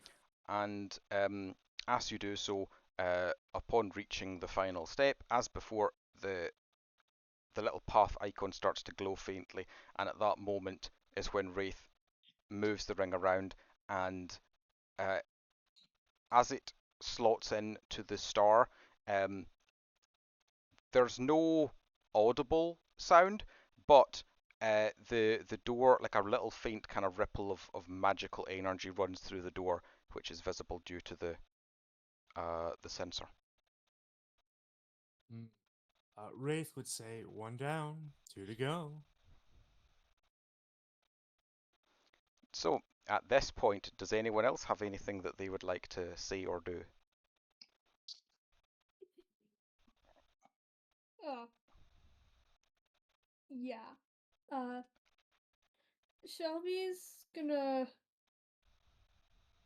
walk towards it because, like, she's gonna turn. Sorry, words. She's gonna turn to the other two because she's still at the door. We still need the third poem. At least I think. Yeah. Mm. We What I'm gonna we do should for it. probably investigate that mosaic some more then. Maybe.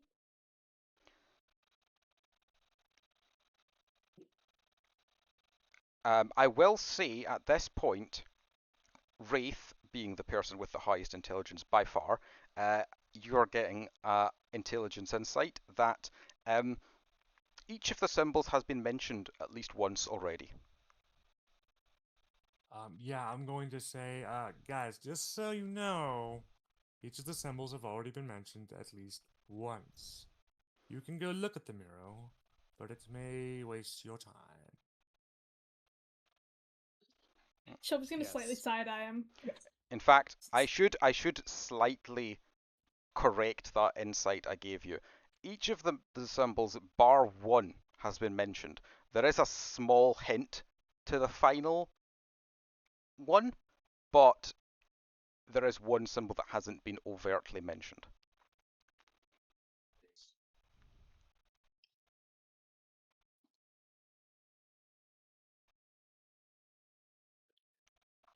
However, you do still think, Wraith, that it is unlikely there would be a whole other poem just for one symbol. So, Yeah, exactly. Wait, so which symbol is it that's the odd one? I will Well, say let's. Wraith can tell that the symbol that has not yet been mentioned is the one on the left-hand ring, uh, which is in the bottom right. So Oh, I that's was It looks thinking the that. safe hadn't been. Mm. Yeah. yeah, Um, like a yeah, safe, yeah, bank vault that's safe. yeah, it's true. Yeah, because there's nothing that's been, you know. But yeah, other than that one, um, everything has been mentioned.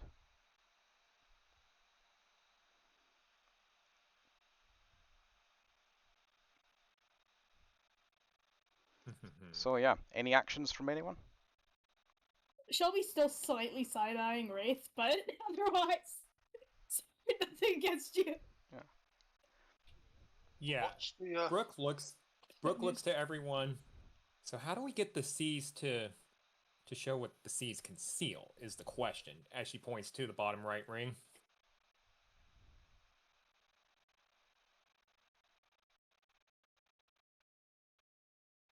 well, I wonder if maybe we have to take a different series of words for each ring.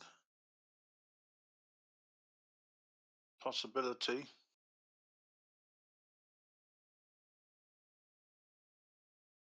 I'm also just on the bottom left ring, the upper one. What is that symbol? Is that On the left ring, the upper one. So upper there's left? upper left. Yeah, it looks like an open chest.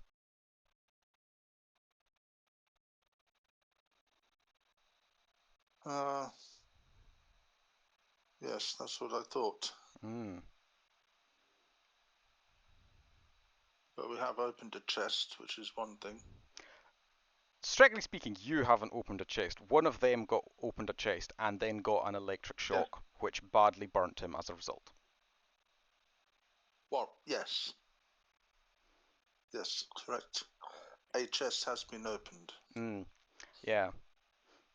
Now, admittedly, opening that chest allowed you to find the clue that was in the hidden bottom, but all the same, I will give you a intelligence insight that, despite having baseline intelligence, that probably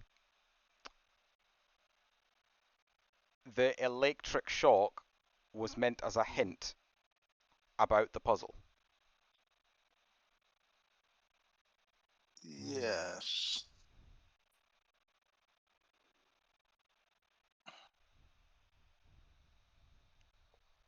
Well, the only I can see from that then is if the right-hand lower circle is moved so the stars are where the sea is, which puts the lightning where the fire is. If at the same time when that's there, the open chest wants to be in its circle's star, now Would it will put them together. Yeah, that makes sense. Wraith would look at that and go, "Yeah, looking at what we got, that sounds correct." Okay, will the two of you then be coordinating your movements to put them into that position at the same time? Yes. Okay. And does anyone else want to do anything before this is done? Yeah, I want Brooke to go back to the beginning. Hmm. And okay, hang on. I'm gonna put down here open chest bottom left, and you said storm on the bottom right. Yep, that's what they're wanting to do, yeah. Yep. Okay, because I want to activate red string theory for this. Okay. So she starts mentioning, so thanks to our colleague over here, and she points to Wraith because I don't think she got his name. We were able to deduce that how you handled that particular ring was what got that particular lock opened. Now, based on what we have studied so far from the scroll and the plaque, it would seem that we need that particular ring. She points to the bottom left. We need that to show that open chest, and the bottom right ring needs to show the storm. We also seem to realize that following this path right here in a certain manner seems to be like the activating mechanism for everything. Can Wraith Yes. point out? Yeah, very, very, very good deduction, Captain Obvious. Well, as you are saying this, Wraith, at the same time that you're talking about how obvious this deduction is, Brooke, you sense that this deduction is incorrect.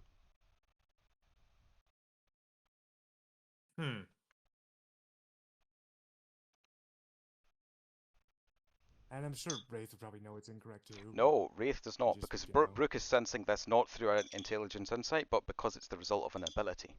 There's no evidence Ah, I see. suggesting that this is an incorrect deduction. This is just a magical sense that she suddenly learns. Ah, Hmm. okay. So you can either just end your red string theory now, and it goes on low cost, low cooldown, or you can keep using it and extend the cooldown. Although I believe, I will point out that in the current version of Investigator, the maximum cooldown is mid, so it's not as bad as what you've got on your sheet, which still says low to high. So Right. if you do want to Right. ask more questions, you can. Yeah, I'm gonna ask one additional question when she realizes that it doesn't sound correct. Mm. Maybe we need to approach things a bit more logically then. Why not the bottom right? Think back to the scroll. Heavens show what seas conceal. What if instead of having the storm on the bottom right ring, we instead move it up, move the stars over to the glowing bit where the fire currently is. Okay. Yeah, sure. We can do that. Yeah. Okay, so just to be clear, you have previously moved the circles so that the storm and the chest were in the two stars on the bottom. Is that right? Yeah. Mhm. Yeah. Right. And so you're now changing it so that the stars are in the bottom on the right hand side. Yeah. That's what Brooke is deducing. So would anyone else like to? Well, I will say actually, yeah. Since you are using this as a deduction, you do get a sense that, let me see, that doing so could reveal something about both the solution to this puzzle and the path forward, perhaps. Yeah, as an additional insight, I guess I will just throw in there that yeah, you get the feeling that this is probably the correct orientation for that ring. Yeah, she smiles.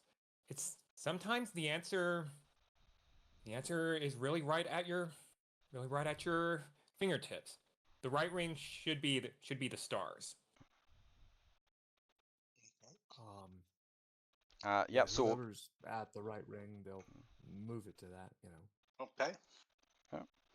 so yeah, as you do, the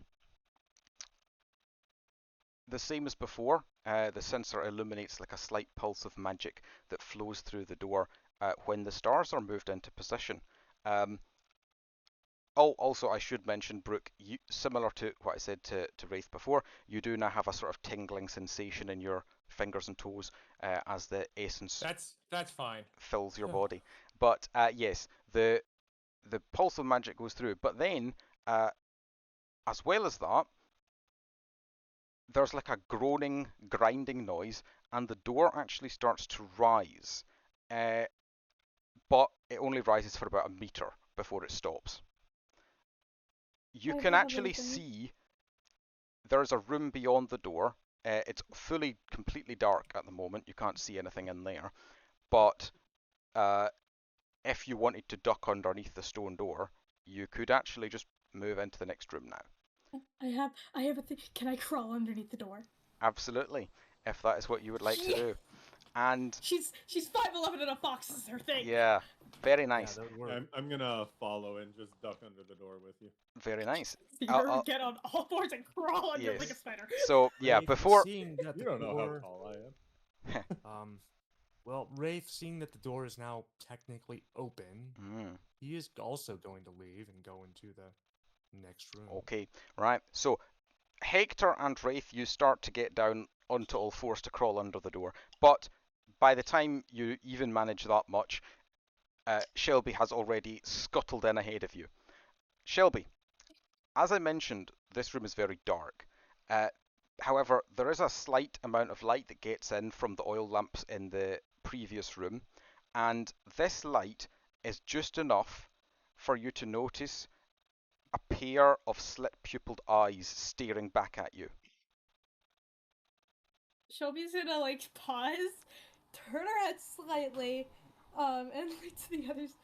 Hey guys, we might have some company. Actually, With no context. sorry, no, actually, I take that back. One difference. The eyes are not slit-pupiled, but you do see eyes staring back at you. My point still remains. Yep, okay. We might have company. And So she's yeah. just gonna try to wave at the eyes, and I'm pretty she doesn't get hurt. At Like, she does one half the point, time. yeah, no, never mind. Although I will say, actually, as you sort of back away a bit, it seems like this other She's not person. backing away. Oh, you're not? Okay, yeah, just waiting. Fair enough. She's waving at it. Waving, actually. She's not waving, backing away. yes. She's dead ass waving Yep, at it. yep. She's waving hello. And the other Right. two, the other two, as you enter, what would your response to this be? Actually, Wraith wants to go back, and Okay. he wants to make sure the other Symbol.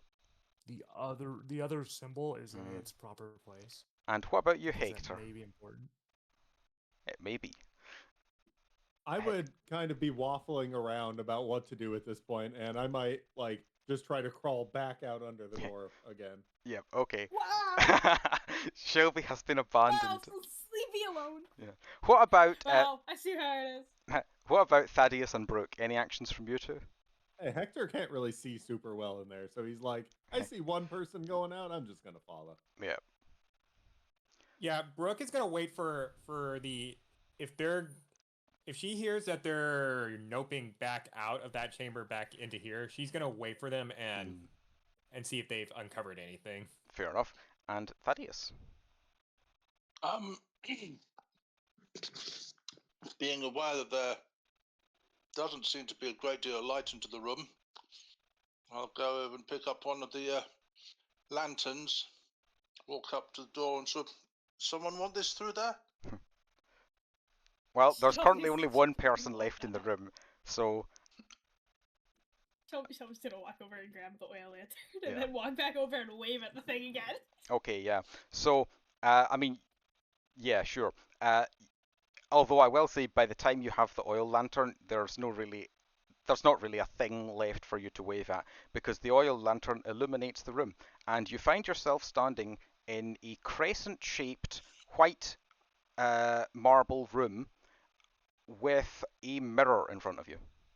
And you're looking at your reflection. Oh. Yeah, no, the slip pupil thing would have been very accurate in certain Oh, situations would it? if it was Shelby. Oh, yeah, cool. Yeah, she has a little thing, but that's something for after the mission to Nice, explain. nice. But yes, so there's a mirror in front of you, as I said. Peeking past the mirror, you can see, in fact, I have images for this. Let me pop them into the chat for you.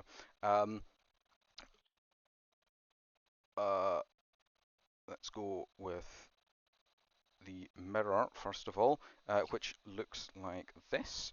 And then in that image, it's beside a wall, but just imagine it's in the middle of the room. Behind the mirror, which you can see if you sort of peek around it, is a black marble table. It's the only thing in this room that seems to be black marble. Everything else is white for whatever reason. But unlike in this image, there are actually things on the table. Specifically, there are keys on the table. Lots and lots of keys in every shape and size. Some of them are just lying scattered haphazardly on the table. Some of them are on like ornate dishes lined up in neat rows, and other ones are in glass jars, but very haphazardly arranged, like with no particular order. It's not like they're arranged from smallest to largest or anything. And along the left side of the room, which you have to actually kind of peer around a corner to see, because as I said, the whole room is crescent shaped. But at the far side of the room on the left, there is a white marble door. And it doesn't look exactly like this image because there is a keyhole which is not present on the image because, you know, it's hard getting good images. So yeah, there's also a keyhole there, big or kind of obvious keyhole,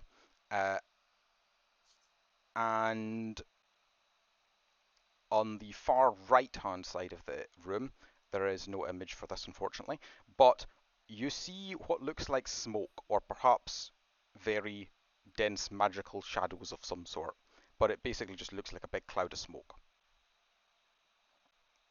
I'm just gonna walk out of that Karen fucking team. But yeah. If I'm still the only one in there, correct, right? Yes. Right. Yep. Everyone else still thinks there's something in there. I think with me. Well, no one's So- looked in yet, so yeah.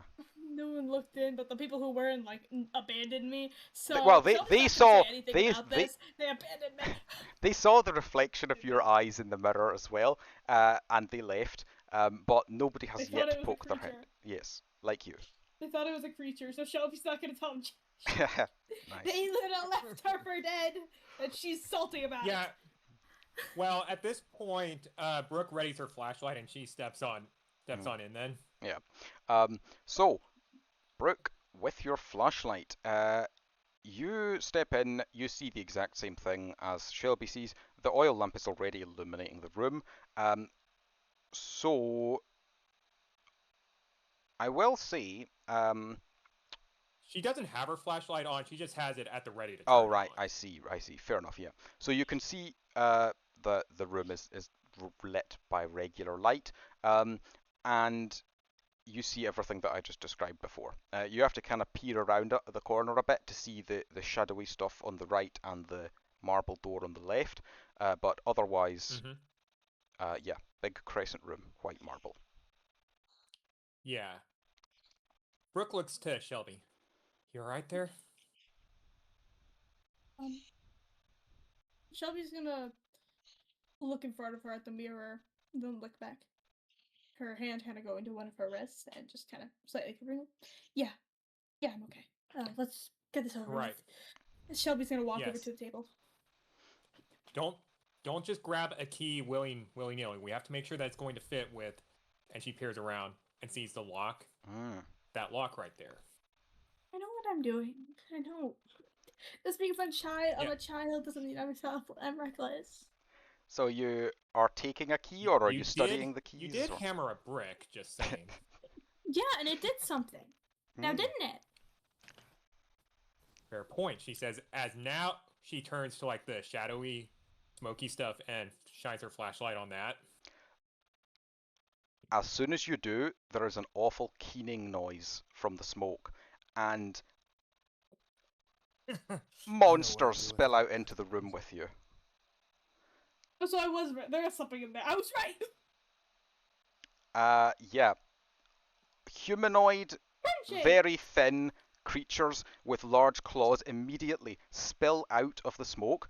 They seem to be trying to avoid the beam of your flashlight, but they are rushing straight directly at you, Brooke. Instant actions. Since they are trying to avoid the flashlight, she's going to back up while still keeping it trained on them. And So she they are- looks to Shelby. Shelby, please tell me you've got something to stop these. Shelby can see this all happening, right? I will say you can react in a moment, but first of all, just to clarify something for Brooke, they are spreading out to avoid the relatively narrow beam of the flashlight. So Okay, then she's gonna keep training Yeah. her. Then she's gonna move it around to Yeah. keep.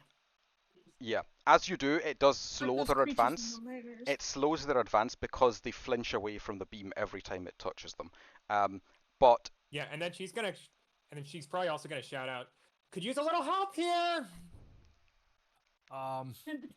My character Wraith, he quickly aligns the mechanism to its proper place, so the door like fully like opens up. what is its know. proper place? Wraith would probably just brute force it because he's only got like four Yes. combinations. Yep. Okay. So what is your first guess? It is currently on the open treasure chest. Okay. I would guess the symbol we haven't used, which is the like the little safe one. Hmm. Okay, you switch it to the safe one. As you do, you feel a ripple of magic go through the door, and on the right-hand wall, the symbol of the helm of the ship, the wheel, flickers briefly, and then the door fully slides Okay. open. And Okay, great. when it does, the light from the rest of the room shines in, as well as the light from your sensor, or the magical rays or whatever it is that it's firing Yeah. out. Yeah. And Okay. the shadow creatures caught in this light flinch back from it, just as they did from the flashlight, and with hissing noises, they. It's not like they're walking backwards as much, it's more like they're being dragged backwards, and they recede into the cloud of smoke, although the cloud does not get any smaller. Okay. Also, let me see. Brooke, I would say you were completely focused on those things that were trying to kill you. However, Shelby also has 2 sensory and was also present in the room. So, Shelby, you would be the first to notice, although others will notice it soon too, but you would be the first to notice that when the door fully opens, a very thin ray of white light starts to shine out through the keyhole in the marble door.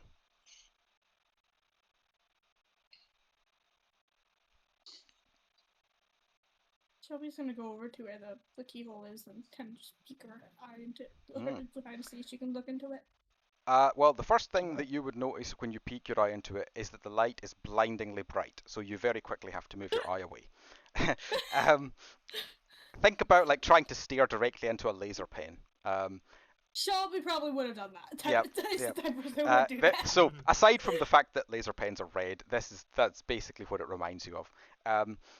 But yeah, you would also notice at this close proximity that your initial plan of just picking up a key and trying it would not have worked, because this keyhole is entirely filled with glass. It's not possible to insert a key into it. That mean collateral damage. I'm sorry. Can I try something? Absolutely. The door's wide open, so everybody can enter the room now. Well, from the threshold, I think. I want to stare intently at the mirror, and then basically I want to try and use viewpoint to see what the mirror sees of the room.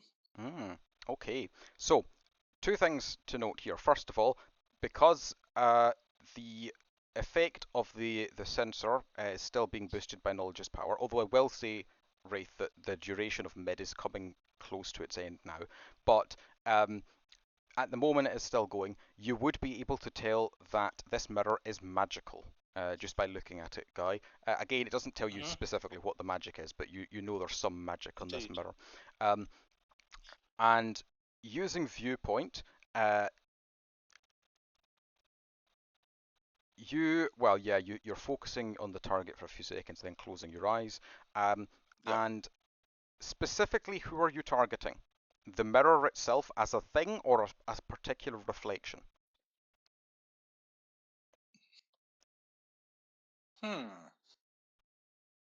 I was thinking in terms of what does the mirror see?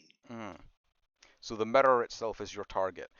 So normally, you would see the world through the eyes of a target. The mirror, being a mirror, does not have eyes of its own. How are you energy working viewpoint to get the result that you're looking for?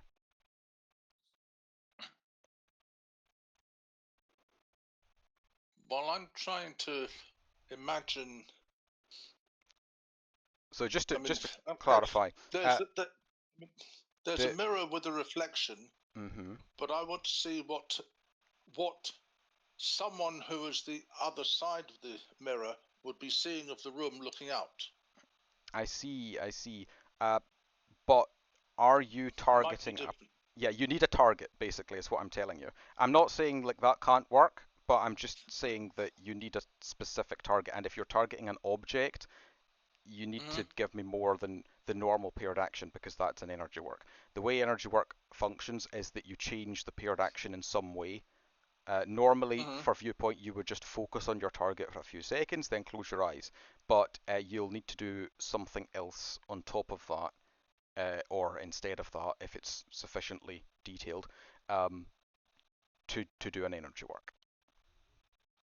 Now, I've not done much or had to Yeah. do much in the way of energy work before, so I mean- some help in how I Hmm. see this. So ideally, the energy work, the change to the paired action should relate in some way to the effect that you're trying to gain. So do you have some sort of action you can take which would relate to mirrors in some way? Or reflections? Well,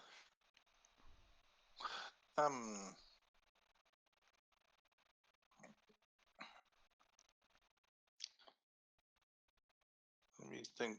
Yeah. If you want to just take a minute to think about it, we'll check in with someone else. Let's just Please. say, Bob, what's Hector doing at the moment?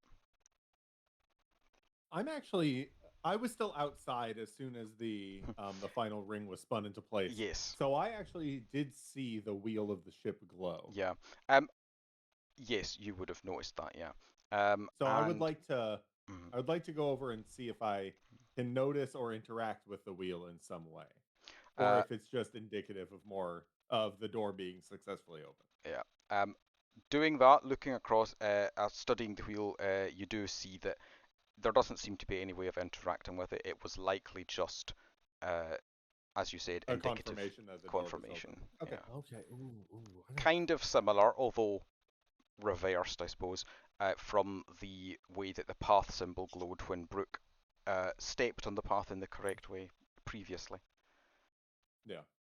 All right, then yeah, I'll go on into the room as well, and let's see. So the shadows have already been kind of dealt with. I think I want to try to inspect more about the light coming out of the doorway. So Like, 'cause Shelby's I wasn't already in there yeah. when someone almost got blinded staring Yeah. at it directly. So Well, yeah, Shelby's still I don't standing think right I'd- beside it, but yeah. all right, Looking so yeah, I'd want to like stand on the other side and like stare at it too. Of like, what's so interesting about this door? nice, okay. So Shelby, immediately after backing away, following, almost getting blinded, Hector steps up beside you, looks at the thing, and then suddenly backs away, almost getting blinded. No, That's what really on funny. earth? They did the How did same that thing. happen? Did we do the same thing? Hector, you also Fucking stupid. You saw me coming. You didn't warn me. I didn't know. I was struggling to not to like hurt my eye. We Hector. have one brain cell right now, and it's being kaboomed. Anyways, Yeah. Our Hector, one brain cell is busy. all in it between is off with somebody else in the group. yes, in between arguing with Shelby about who is dumber, you two also have two sensities, so you also will notice that the keyhole is filled with glass, so it is not possible to insert a key into it. So Shelby, do you still have that hammer? I noticed there's some glass in this here door.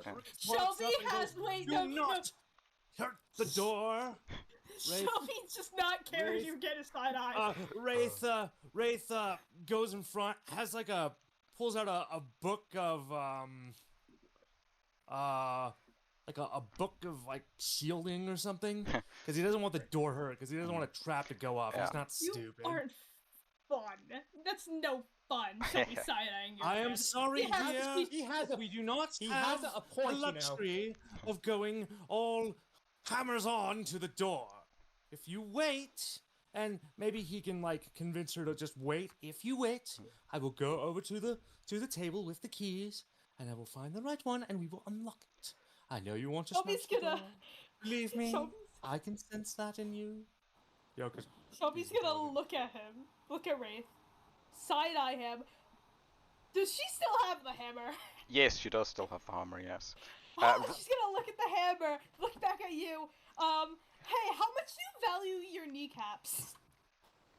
Nathan's gonna go, all right, but I did warn you, this could be a trap. Yeah, and I have Question: no Is Shelby in an self-preservation. aggressive manner?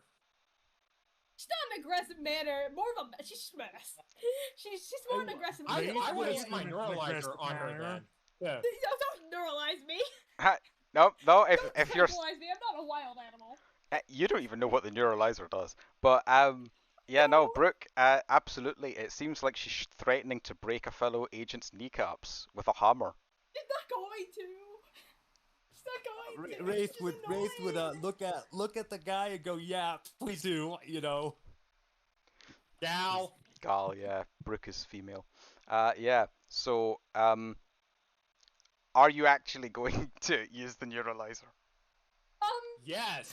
Okay. Oh, So, yeah. Wraith, I knowing that it's a neuralizer, looks away because Am you I- know he has Men in Black Yeah. in his Am I- repertoire, am I- so he looks Well, away. just 'cause just he's a not second, done. just a second. Can I just add something Mm. as I'm doing this? Shelby's pupils are slightly becoming slit. So Mm. that's all I'm gonna add to that conversation. That's not a good sign. I can say that. Yeah. Just You might just get attacked. just to be completely sure we're all okay about this, because I have had one No. player in the past who was not. Does anyone here have any you know, triggers about mind influencing effects happening to their characters? Nope. Not Torture really. Shelby. Yeah, I'm fine Okay, with this. cool, good. I'm Yeah. completely So fine with yeah, All it does is neuralize gonna make away. her compliant. So. this. yes. She's gonna be very salty. Yeah. Okay. So yeah, neuralize goes off. There's a flash of light, and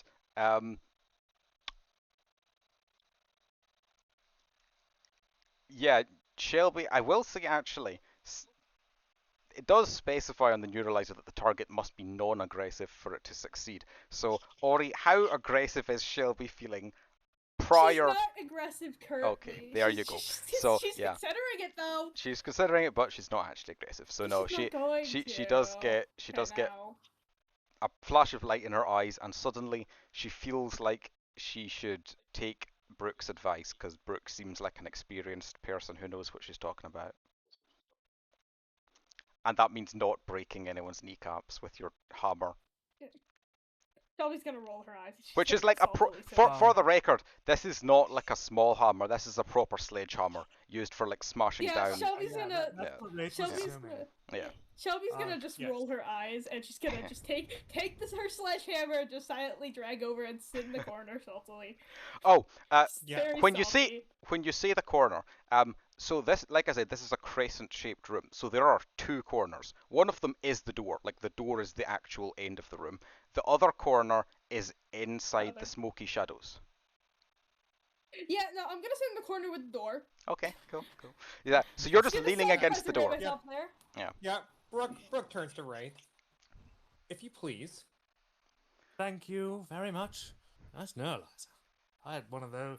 I had something similar when I worked at the MIB. Anyway, he goes to the table with the keys, and I want to use. Let's see here. How many keys are there? Is it more than 50 or less than 50? More than 50. There's a lot. Okay. Possibly even more than Okay, 100. Okay, Whole is there pile. anyone just looking at what there is there any ones that are like made of glass?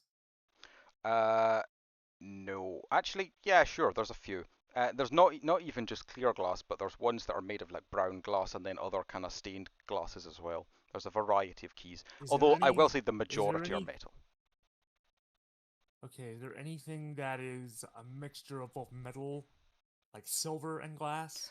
After a bit of looking around, you see one key like that. Although I will say, I should point out, at this distance, I will say, even without a plus to sensory, you would notice, the mirror, which is positioned like just in front of the table, is not attached to the floor. Like the frame of the mirror is made of marble, the same as the floor, but it's not attached to it. So Right. the mirror itself can be moved. Okay. And yeah, intelligence insight Um, for Wraith the genius. That the mirror is possibly part of this puzzle. Wraith is going to shout, I believe the mirror has something to do with opening that door. What Wraith will do, he will take take the key that's kind of silverish and crystalline because it looks like Yeah. the one that most like fits. Mm. And he's gonna take that mirror, and you know how the light of the door like reflects. If I put the mirror in front of it, where does the light go? Does it go up or does it go to off to one of the sides? It just If it does reflects. go off to the one. It just reflects Okay, whatever way if it you does you go off to orient one the of the mirror. sides, I would like it to go to where those smoke shadows are. Okay, Unless so it just reflects. well, yeah, by default, the light doesn't actually reach it doesn't hit the mirror dead on because the mirror is facing straight out of the room. But if you like move the mirror around a bit, yeah, you can move it backwards a bit, and that will allow it to catch the beam of light and then change its orientation to get it to point at the shadows. And when you do so, the beam cuts through the smoke as if it was literally just shadow and not actually smoke at all. And you see very, very little because it's a very thin beam of light. But it does illuminate the far wall, and you see some sort of door there. Quite a small door, though. Not the big, massive kind from. So this is a second door. What's it made out of? Is it made of the same white It's marble? not or is it different? really possible to see from here. You would guess it's the same marble, but it's not really possible to get a lot of detail. Okay. Wraith wants to go to this new door and just look at it, just to see. Does it have that same keyhole with glass? So you're trying to get close to it. Yeah. Okay. Yeah. Just to remind you that this is a very small beam of light. But yeah, Okay. as you get closer. Yeah. Question: Can I? Is anybody here an illusionist? Yes. Yeah, 3 of us. Yes. Yeah, there's Yes. 3 of us here. Yeah, Okay. 3 of us. Take your pick. That's great. Okay. What I want to do is I want to bend this light around me to make like a shield. So basically, when I get close to this smoke, the little creatures like don't like get out at me. Oh. That's what I need. Probably a veneer. Yeah, it sounds like a veneer, but I will say, veneer normally is just used for changing appearances. It's not used for making shields of light. But if someone wanted to do an energy work, that is potentially something they could try. That'd be perfect. Anyone No, confident enough? I would, but Shelby's a little bit salty with you right now, so. Yeah, I would totally understand that. I get that. Shelby ain't happy. Yeah. Shelby's salty. So actually, at this point, let's go back to Guy because Thadeus was going to attempt a different energy work, possibly. Yes, that's Yes, true. I'm not entirely sure how to do this. I've got one source of another mirror, so to speak. The prime material that I have, if I take that out and cause that to stretch out into a similar sort of sheet of silver, polished silver. Okay. So that maybe I can catch one image in the other and see. Because I guess what I'm really after is not the mirror, but after the image that the mirror sees. Yes. So, doing this, like holding up your mirror and pointing it at the other mirror, which, as you're doing this is when Wraith is messing around with turning it and pointing it around different places. You close your eyes and the viewpoint goes off, you can see as if your eye is basically where that little point of light is. So you're seeing down the point of light as if it's like a telescope or something, and it's only focused on a very small area at once, though. You catch words and circles carved into this white marble,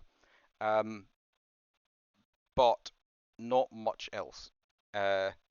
If you sort of like, yeah, I can relay what I can see and ask someone to maybe adjust the mirror slightly back and forth so I can maybe see bit by bit along this yeah, albeit narrow space.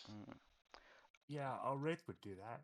yeah. Also, how heavy is the mirror? 'Cause I It's didn't just ask about that. as heavy. I mean, slightly heavier than a normal full-length mirror would be, but it's not like super heavy. You can easily shift it around. All agents Okay, are that's good. above average in terms of strength, even without extra pluses, and you do have an extra plus, so you're fine. All right. Yeah. So, yeah, I will say it's hard to work out what this is just by moving the mirror around because the beam of light covers such a small space. Can you maybe take the mirror in a bit closer? That might split No, he can't. the light. No. No, because the problem is that Okay. the light is coming from the door at the far side. It has to hit the mirror at that angle, at that distance, in order to produce the beam. So if you move the mirror closer, the light would no longer be hitting the mirror and would not be reflecting. I mean, if he does move Wait, the what's mirror happening? closer, he can do that, but you'll just be looking at shadows and smoke instead of the actual solution. So where's the light coming from? Initial source? The initial source Just is a keyhole in a door at the left side of the room. You are currently looking towards the right side of the room. right. So it's coming out of the first door, hitting the mirror, and pointing to the small door. Yes.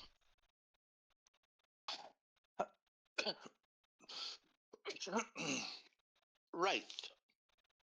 Whilst I'm looking here, can you come over here? With my eyes shut, I reach down to my belt. I pull out and extend my telescope. Perhaps if you could position that between the mirror and the thing, we might be able to get a better impression. Good idea. Wraith does what he asked. Okay. Yeah. Very good idea. So yeah, as the beam is reflected through the mirror and then amplified with the telescope, it covers a significantly larger area. It still doesn't reveal the whole door, but by angling the mirror and the telescope around in slightly different directions, you're able to, one by one, point the light at a series of circles. Wraith, without having pluses to sensory, can't really tell what these say from a distance without getting close to the smoke. But Thaddeus, due to your viewpoint and also your 2 pluses to sensory, you easily can. There are 9 circles in total. 8 of them are arranged into a circle around the 9th circle. And each circle contains a riddle. The one on the center says, I am a mask that words may wear, a hidden phrase in shortened flair, compacted speech of verbal code, abbreviated thought bestowed, a moniker that no chart knows for patterns born where starlight flows. What am I? The others... I shall read this out so people can note it down. Yeah. I will post each of these into the chat. Wait, Wraith, Thank you. here's I this was writing it. It wasn't says- fast enough. yeah, so I'll just put That's the Wraith hears central the one. thing, and Wraith believes he shouts, "What is the moon? A crescent-shaped moon?" Yeah, so that's the first one. But I'm just gonna say while I'm typing, so that there's not complete silence, that Thaddeus, you can keep reading out riddles. So the next one is, I orbit in a belt or stray, a cosmic stone that's lost its way. Might crash your party from the sky, but mostly I just drift and fly. What am I? The one. Wraith hears this. Yeah. Brooke Yeah, actually like sees that as the riddles particular are riddle. being read, Wraith would like call out what they are, you know, because he's pretty smart and good with like riddles and shit. What? Sorry, what were you going to say, Tim? Yeah, I was just gonna say though, when she sees the I orbit in a belt or a stray, she's gonna say like, it's an asteroid. And as Oh, soon as you am I say allowed to that, pigeon? as soon as you say that, the the words and the sort of, there's a little circle around each of these words, which is made up of some sort of runes, but they're too small to make out from this distance. But the circle and the words contained therein flashes with light, and unlike the patterns before, this one stays lit up. Although whenever the beam of light from the mirror moves along, the shadows completely cover it. But while it's revealed, that does happen. And I will also say the same is true for the one which which Hector and the one which Shelby mention. They also both light up when spoken aloud. And there's a couple more which I'm just going to share. I will read these all out as well, but I'm just typing them for now.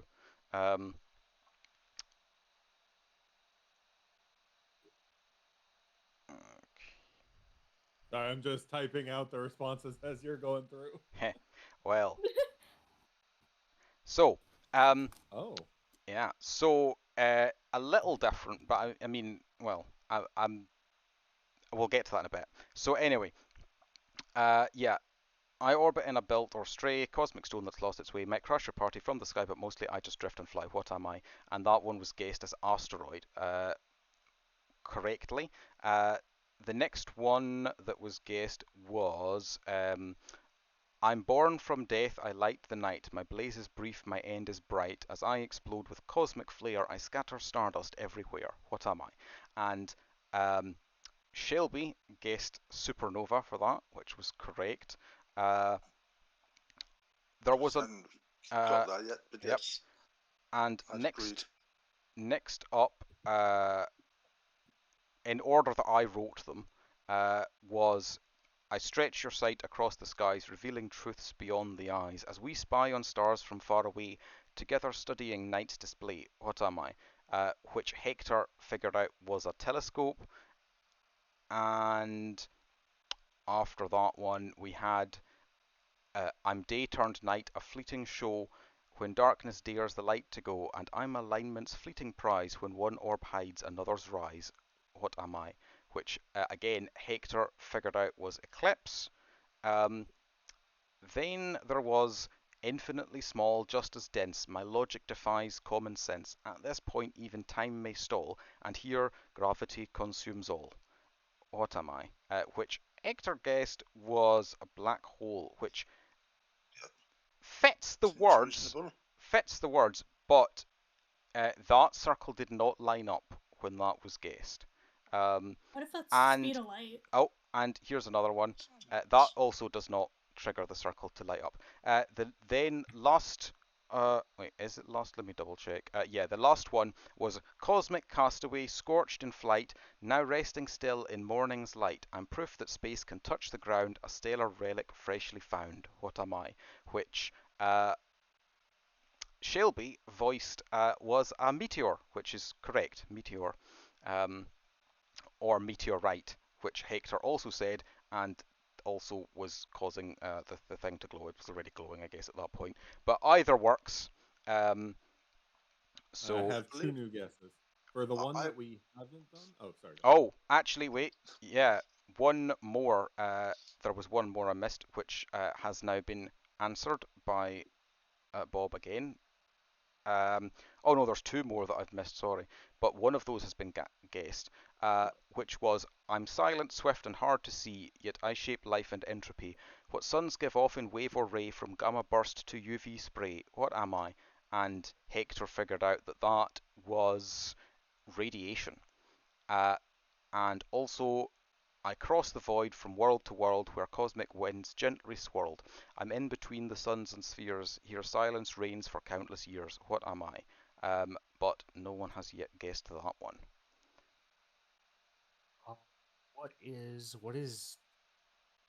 What Wraith is going to think, and I'm gonna say time, but I don't think that's right. Could be a nebula. Neither of those causes it to light up. Okay, so let's see: radiation, a meteor, a telescope, a black hole. What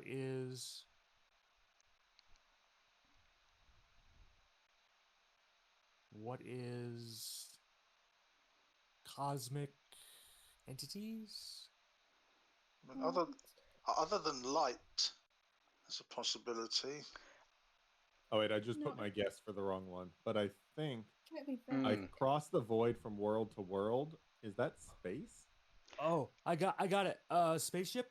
Literally just space. I think it's literally just space. You are Yes, yeah. close enough that I am going to double check. You have a +2 intelligence. So so I am just going to give Hector a hint. He feels that he's very on the right track with space, but there is a specific word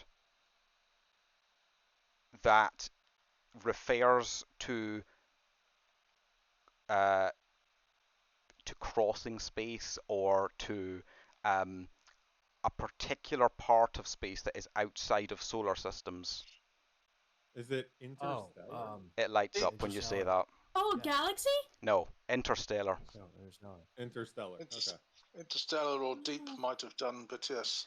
Yeah. Well, Deep would not have lit it up if you had said that, but you didn't, because Yeah. it doesn't matter, because Interstellar has already lit it up. So I guess you Yep, wouldn't know good. if Deep did not work or not. Or did. Quite. Wait, I do have a question, Reece. Yes. Is anyone still guarding the door? I don't know, but I will say Is it hammer time? That neural letter, I think that only stopped me from attacking Wraith, didn't it? well, that is actually a good point. As you all ponder these riddles, and as Shelby lures you all into a false sense of security by answering some of them herself, everyone forgets about the danger she poses to the poor, vulnerable door. Shelby, take it away. Shelby is gonna look at her sledgehammer, look at the door, and aim her attack at the swing at the sledgehammer directly at the keyhole. Nice. You slam into the keyhole, and there is a crack noise, and also a clang noise, because the keyhole itself is made of metal. And everyone, for a moment, the light is cut off, which you were reflecting through the mirror into the telescope and such. It's cut off as the hammerhead occludes the beam. And then, when the hammerhead is lowered, the light ceases to focus. There is no longer a beam. It's just a fractured multiple What? rays of light being split by this cracked piece of glass that is in the lock. Oh, and there's a slight dent in the metal of the key, the locking mechanism itself.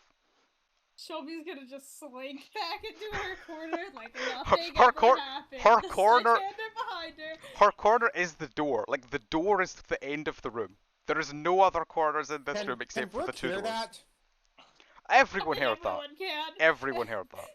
Everybody can. Okay.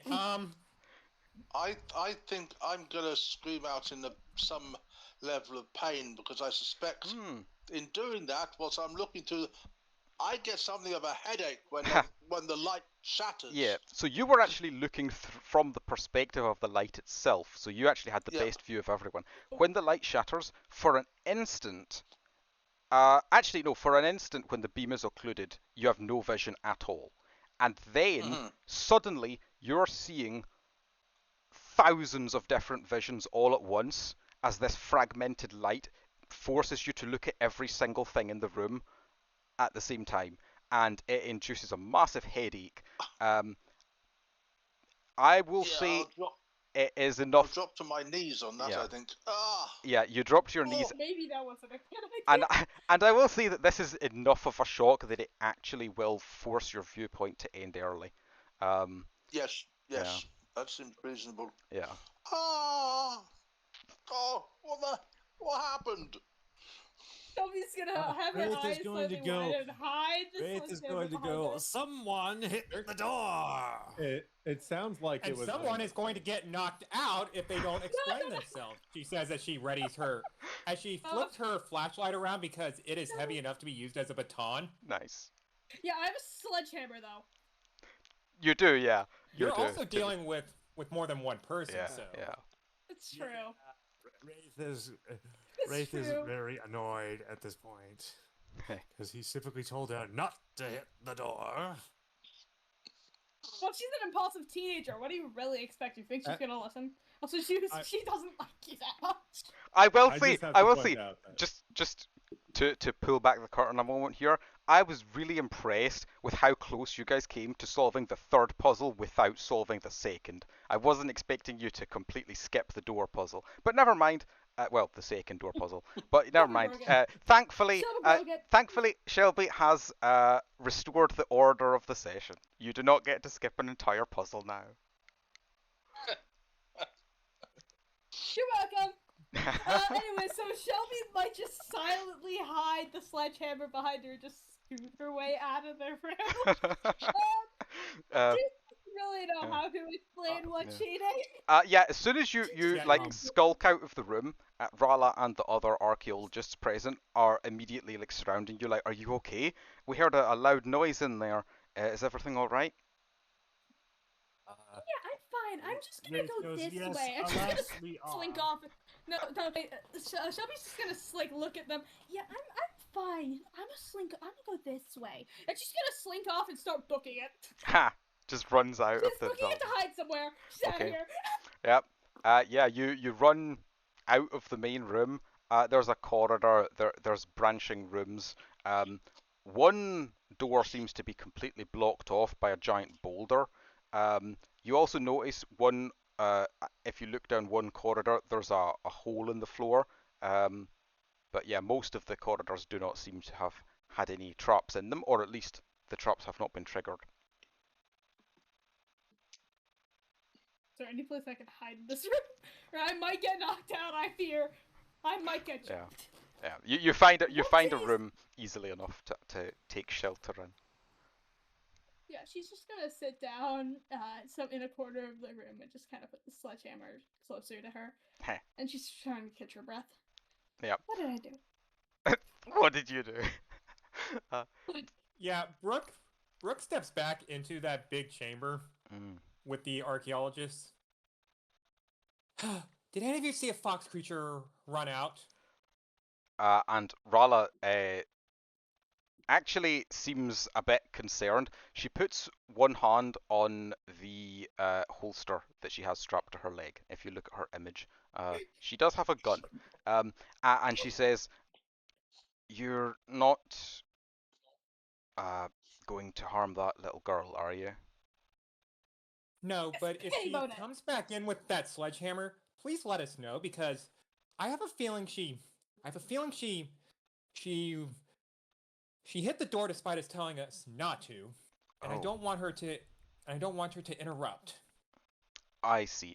Well, I'll not interfere with your work anymore. I must be honest, I was a little surprised to see a teenager hired by such a famed organization as your own. But yes, I will let you know if she returns. Thank you. She smiles. She gives Rala a smile and steps back into the room that was opened. Mm. Yeah. So yeah, as I said, this little beam flight is now fractured in a lot of ways, but each of these fractured beams is not sufficient. I mean, they can sort of be reflected in the mirror a little bit, but they're not powerful enough to dispel any of the smoke, so you can no longer see the puzzles at the far wall. So we can't. So none of the ones that have already been solved that are glowing, None they of don't those. produce enough light from No. behind. No, the smoke completely covers them. They're only glowing faintly. This beam of white light from the door was very powerful. Like I said, it was almost blinding to you and Shelby earlier. These are just faint glows. They're nothing really.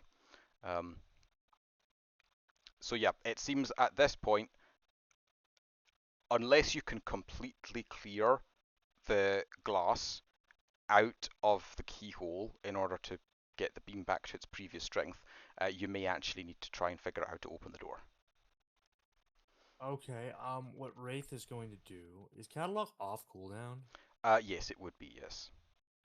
Okay, I want to use catalog on the keyhole and go, oh, man, if only our glorious teammate, he rolls his eyes, hadn't broken the lock and all the glass in here, we could do the thing. Basically, he wants to use catalog to, like, shoot the glass out. Like, put it away. Okay. And yeah, that's basically what he wants to do. I'm not sure what he's going to do with the glass afterward, but he just wants it away from the keyhole. Well, I will tell you that when you do this, catalog succeeds this time. Although, even though it is only a low cost, you do start to feel. In fact, yeah, you get like a mild mood swing where you feel like the next time you see Shelby, you might throw a book at her. Because she's annoying and Yeah, has I forced you could to definitely see him go doing out that. of your way to fix Oh, this. no. However, This is gonna be a rivalry lost there. however, the way catalog works is not like telekinetically controlling stuff. It, I know. although, wait a minute, actually, you have a perk for catalog, I think, don't you? Yes, I do. Yeah. It basically allows me to whip a strong Yeah. wind. What I could do is do that, but I could focus it to where it's still a strong wind, but it's a very narrow point of that strong Yeah. wind. As And use catalog, it to fish out the glass. yes, as catalog activates, you can sense immediately, and this is just like in a fraction of a second, you can sense immediately that the glass is starting to rearrange itself back into the shape it was in before. It's just going to fill up the keyhole like before. But if you want, you can hit it with a very concentrated blast of wind to instead empty the keyhole of glass. Yeah, let's do that. Okay, cool. And as I hit it with wind, I want to use the key that I have, and place it in there and turn the lock. You know. Okay, yeah. So, as soon as the glass exits, again, catalog is designed to reform things and tidy them up. So, what you get is a keyhole-shaped lump of glass in your hand. But ignoring that, you put the key in, you turn it, it turns, and nothing happens because you realize there is no locking mechanism in this keyhole. It's a keyhole shape, but there's no actual tumblers. There's no physical lock at all. Yeah, Wraith is just gonna. Like, Wraith was just so in the moment that he didn't even think of that. So that's my explanation. But yeah, Okay. so the door does not open even though a key has been inserted into it. I will say though, the first thing you notice, as I said, there doesn't seem to be a real locking mechanism. It's like it's a fake keyhole basically. Or at least if it is a real keyhole, it doesn't require a physical key. There's more to it than that. But that's the first thing you notice. The second thing you notice is that the actual shape of the key is wrong. Like the key that you're holding is too small. Like this lock would be about this size, and the key's about that size. So it's just too big for the lock. Too small for the lock. Sorry. Question: Yeah. If I remove the key that's in there, is it just gonna reform that glassy-ish? Nope, nope. You remove the Um, key, and the lump of glass is in your hand at this point, so you can remove the key just fine. It doesn't make a difference. Okay, good. Let's do that. Yeah, let's do that. Wraith is gonna go over to the table with the keys and basically just look through them one by one. I know there's a lot of keys, but that's Yeah. what he's gonna do. He basically wants to give the other players some time Yeah. to do other things. So you know? while you're studying the keys, does anyone else have any actions they would like to take? Brooke is just gonna walk over to the one door that Wraith was working at, and she's just gonna shine her flashlight around, just trying to see. Maybe she might be able to pick up something paranormal, like, oh, maybe there's a hidden locking mechanism Yes. around. When you shine your... Well, first of all, I should mention, as soon as the glass was removed, this beam of light has been restored. So you can actually just go back to your previous telescope shenanigans if you want. But if not, if you are doing this with your own flashlight, you would notice Yeah. something curious, which is that when you put your flashlight, the beam of your flashlight, onto the keyhole, the beam of light going through the keyhole actually gets narrower. And looking closely, you can see that in the light of your flashlight, which is revealing supernatural things, there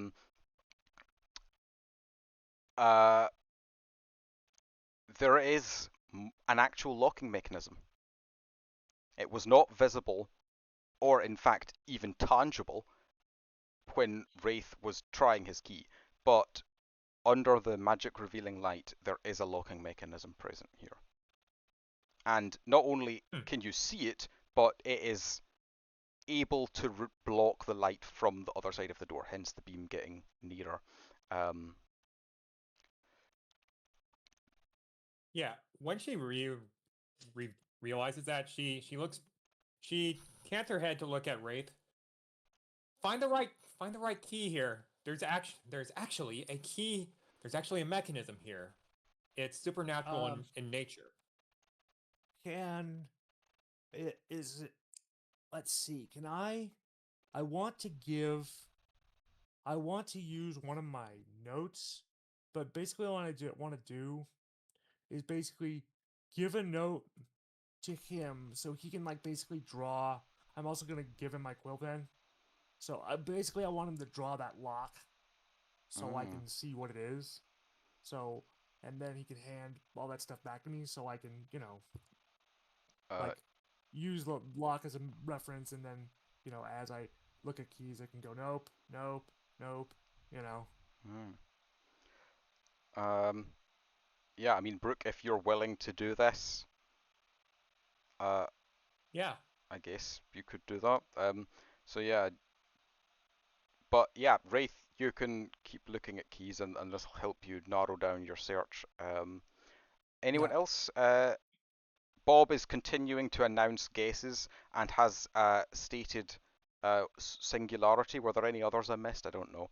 But no, that's the only one so so far, far, because I yeah. think that's the only one we haven't answered. Yeah, so But I'm Hector. just over there staring at the shadow wall, shouting guesses at the one that wasn't lit up. Yeah. Well, we don't know yet whether that's correct because the smoke is completely obscuring it.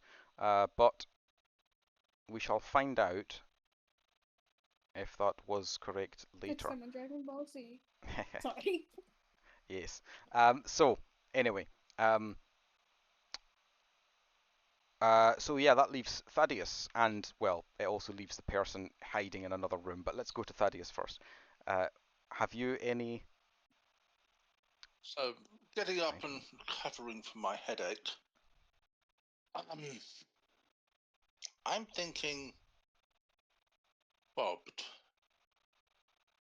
I think I got the best impression of what the light was like. So between my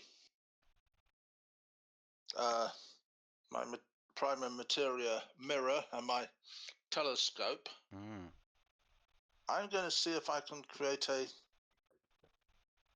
phantasm of light that's of a similar nature to what was being reflected on the mirror.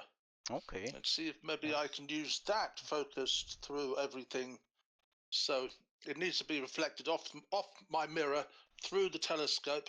If someone will help me by Well, looking off the telescope, so as if I you're can create a similar beam, we can continue maybe.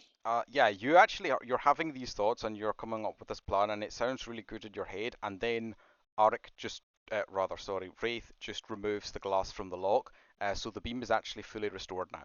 So you can just do the telescope thing with the original light beam at this point if you want to. Okay. Okay, if that's available, I'll use that. Yeah. So once again, just lining up the mirror with the telescope to point at these circles. Is that right? Mm-hmm.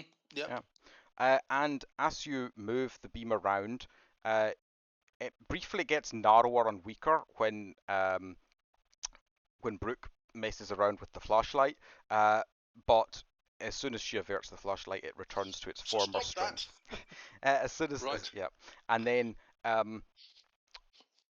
at that point you can reveal that the riddle which Hector guessed singularity to is now also glowing, which means all of the outer 8 riddles are glowing.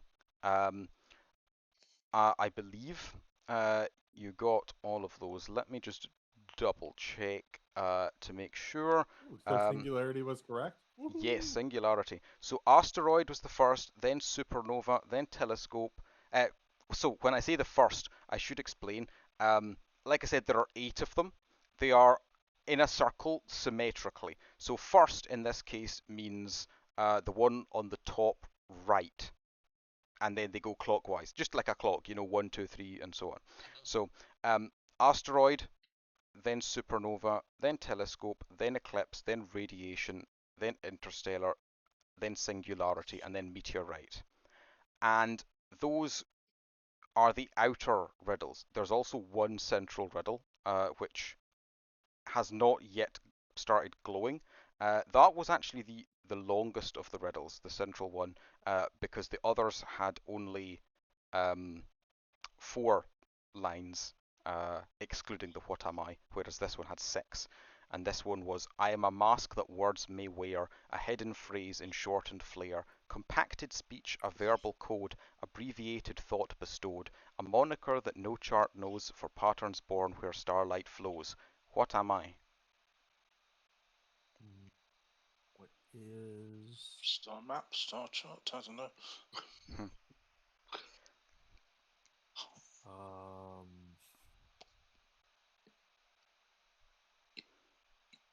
What is Morse code?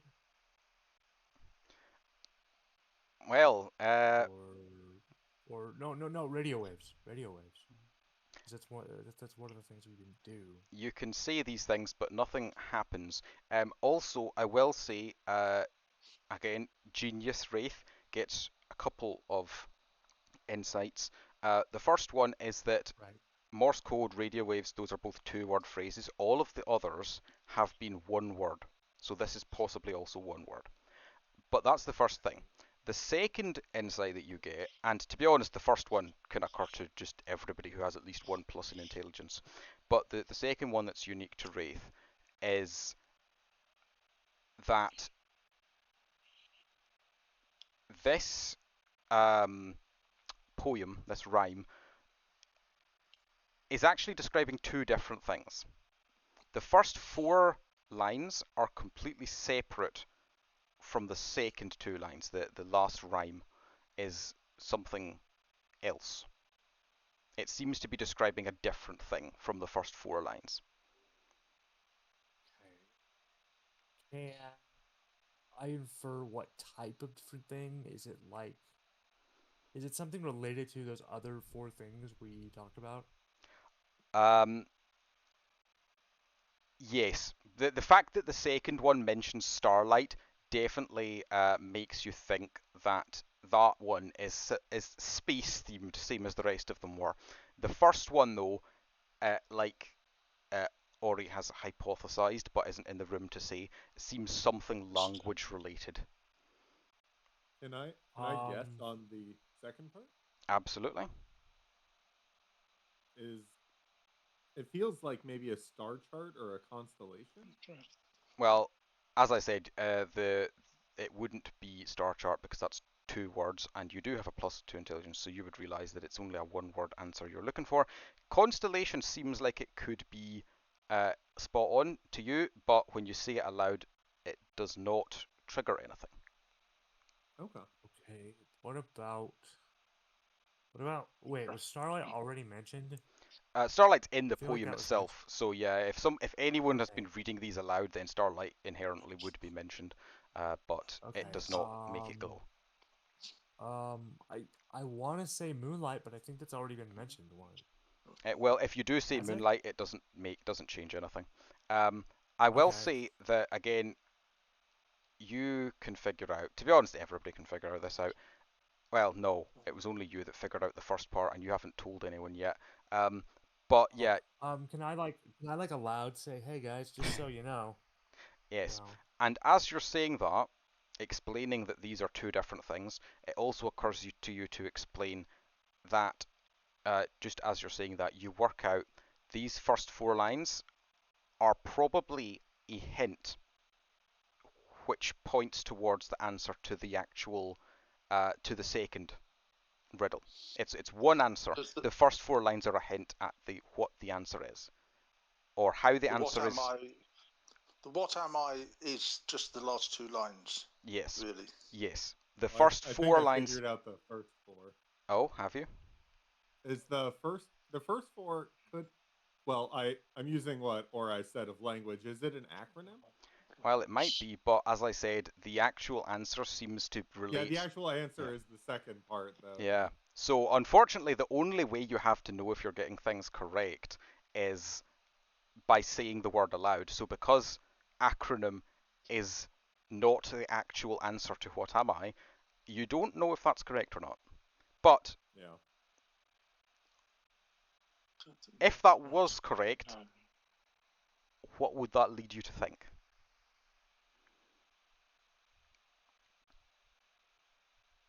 Could it be like radar, or like some sort of something where I want to say radar or like cosmic. I mean, cosmic radar, something like that. If you I say forgot, those, what was the answer to infinitely small, just as dense? Singularity. Singularity. Okay. Okay. Perfect. Not sure that it should be. I'm just thinking it's more like Doppler. But as you see these words, none of them seems to trigger it. Wraith wants to, as this is going, has Wraith found a key that is similar enough to what he's looking for, like getting this conversation along? Yes, actually, you do find a key. Would you like to try it in the door? Yeah, sure. Let's see what happens. So yeah, first of all, what happens is that it once again cuts off the light, because you're inserting something into the keyhole, which hides the puzzles for everyone else. But other than that, you don't really see a result. You turn the key, but once again, there is not actually a physical lock to turn, so the keyhole does not turn. Alright, Wraith is just gonna take the key out and just go, well, that didn't work. He goes back. Did you let me shine my light? She says as she shines her flashlight back on the lock. Wraith goes, that's a little better. So Wraith puts the key back in just to see if it does anything different. You turn the key, and both of you would see the locking mechanism visible when the flashlight is shown on it. However, the locking mechanism is still intangible, and the key is tangible. So the key turns, but the lock does not. It just phases through it. Okay. What I want to do is I want to use my quill pen, and basically I want to make a rune of. Basically, what it'll do, it'll make the things that are intangible tangible, so it'll like work with the key. Manifestation. Okay. Let me see. Yes. Let me see. Because basically they're intangible, and the lock and the key need That's to be tangible. You do have +3 that to sounds arcane. like that sounds like alchemy. It's uh you're wanting to make something tangible that is intangible, but you know what? Yeah, you have +3 to arcane, so and you're involving the quill pen in your paired action, which is a good addition. So yeah, as you draw this rune around the keyhole, first of all, the the rune itself would actually glow a bit more than normal because it's currently being illuminated by the flashlight, which detects supernatural things. But Right. when you do this, you reinsert the key and turn it, and this time the locking mechanism clicks. Now, there is handles on the door. The door does not immediately open by itself, but there are handles that you can pull on to open it if you would like. It's Well, we now know the door is like technically able to be open. well, Wraith yes. explains, the power of runes. Is there anything that can't do? So yeah, will you be wanting to open this door? Like I say, there's handles in the middle, so it's like a double door type thing. Basically, I will open the door once the other riddle is solved. Because Yeah. Wraith believes through intelligence that if the other riddle isn't solved, there's probably going to be a trap. Oh. Because just because you have the door open doesn't mean it's safe to actually open the damn thing. Perhaps. You know? Although, I will say, I probably kind of gave the game away a bit earlier when I said that you skipped the second part puzzle, but never mind. That is a valid precaution to take. Yeah. Is the light shining back on the riddles? Yep. Soon as you remove your flashlight and the key, Okay, the Brooke? keyhole light once again. Yeah, because I'm gonna use blur. She's gonna walk back over, and I'm gonna activate It's Happening again. Okay. So, and as she walks back over, she remarks, "Remember that mystery house murder that I told you about earlier? Well, it turns out there was another mystery that happened as well with something exactly similar. In fact, it was the same. Same theme. Look at these outer riddles. They're all Interstellar themed, and conveniently enough, or maybe it was just pure coincidence, but the questions and the answers were exactly the same. And it took a bit of time to figure it out, but we were finally able to assume that the central riddle's answer was asterism. And as soon as you do that, the final circle glows, and the door at the back slides down, revealing a little crevice in the back, and in said crevice, with the light from the telescope shining onto it, you can see some sort of complicated device standing on a little black marble podium. Looks like it's made out of silver or platinum or something, and it consists of a bunch of rings. As soon as the thing opens, Wraith wants to go toward that device. Are you sure? And You are still standing by the doors that are closed still, remember? Okay, you know what? Instead of that, Wraith, seeing that the other door is open, he is also going to open this door Yes. as well. And as soon as you do, you immediately have to shield your eyes from the massive like wall of blinding light that shoots out.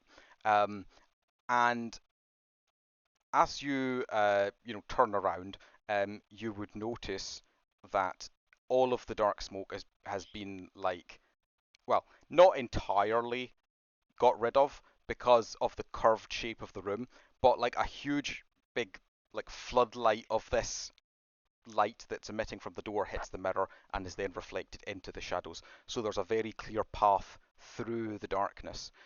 through the smoke, which one can walk in order to reach this small safe area at the back, which it's like the size of like a safe, and this little door has sunk down into it, making this device accessible.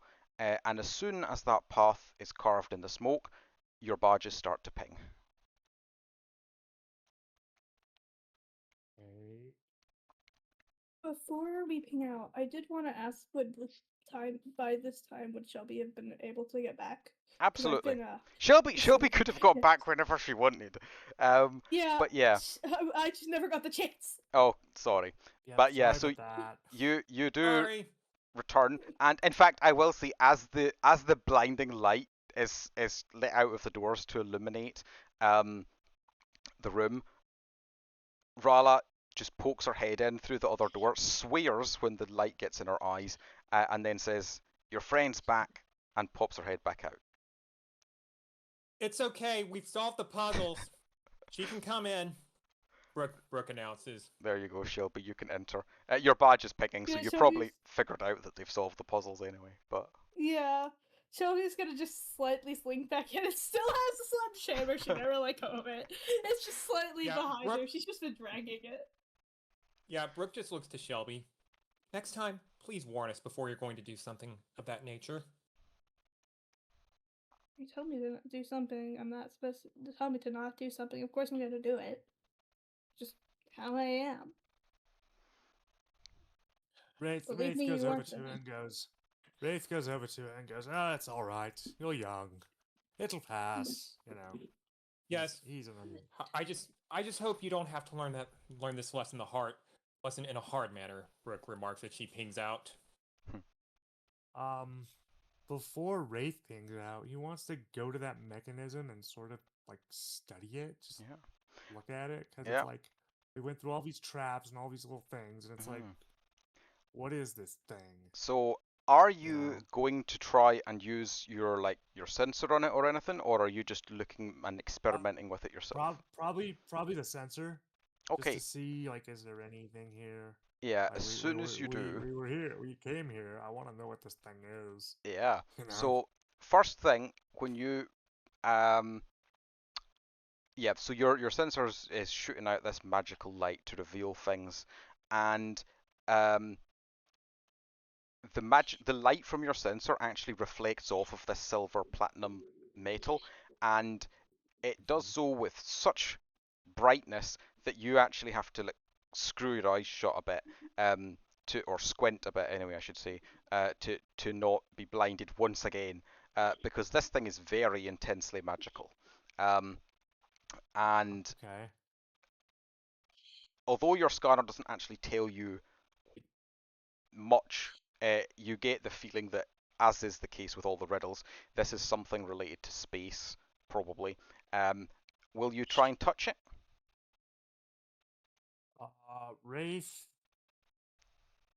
Wraith kind of taps it with his finger, like just tap just once, and Yeah. then, The yeah. briefest touch, and you feel like you are seeing space, but it's not like you're looking with your eyes. It's like you're looking in 360 degrees all at once, and you can see solar systems and nebulae and all sorts of spatial phenomena. But then you just, Question: as soon as you If pull your if finger away, you lose the vision. So you only get it for a brief Wraith moment. decides to touch the thing again, as he does so, does it allow Wraith to sort of like look at the solar system Something deeper like and, that. like, Um, as like a map? Yeah, as you move, as you touch it, and especially you get like a sort of feeling you should probably adjust things. But as you do that, it is looking at different solar systems and stuff. You don't know exactly where in the universe it's looking, but it's looking somewhere. And you can move it around and adjust your view. And you get the intelligence insight that this is some sort of magical astrolabe. It is designed to allow one to observe the constellations from well, anywhere basically. So yeah, Oh, but okay. you can't. You can't. I will say though, being an Enclave agent, you would also know that space itself is kind of messed up in Manifold. Like with the way So, Manifold works, you can walk and reach completely places that seem like they should be different planets just by walking from one place to the next. Um, it's wild. So you're not sure exactly how reliable this artifact is, but it does seem to show space. Presumably, as space would be viewed from this part of Manifold, this like region, the night sky and so on, you can explore the constellations they see in the air. Okay. Yeah, But once Wraith gets his explanation, he takes his hand off the Mhm. glowy thing, reorients himself back to like being on like solid like ground and shit.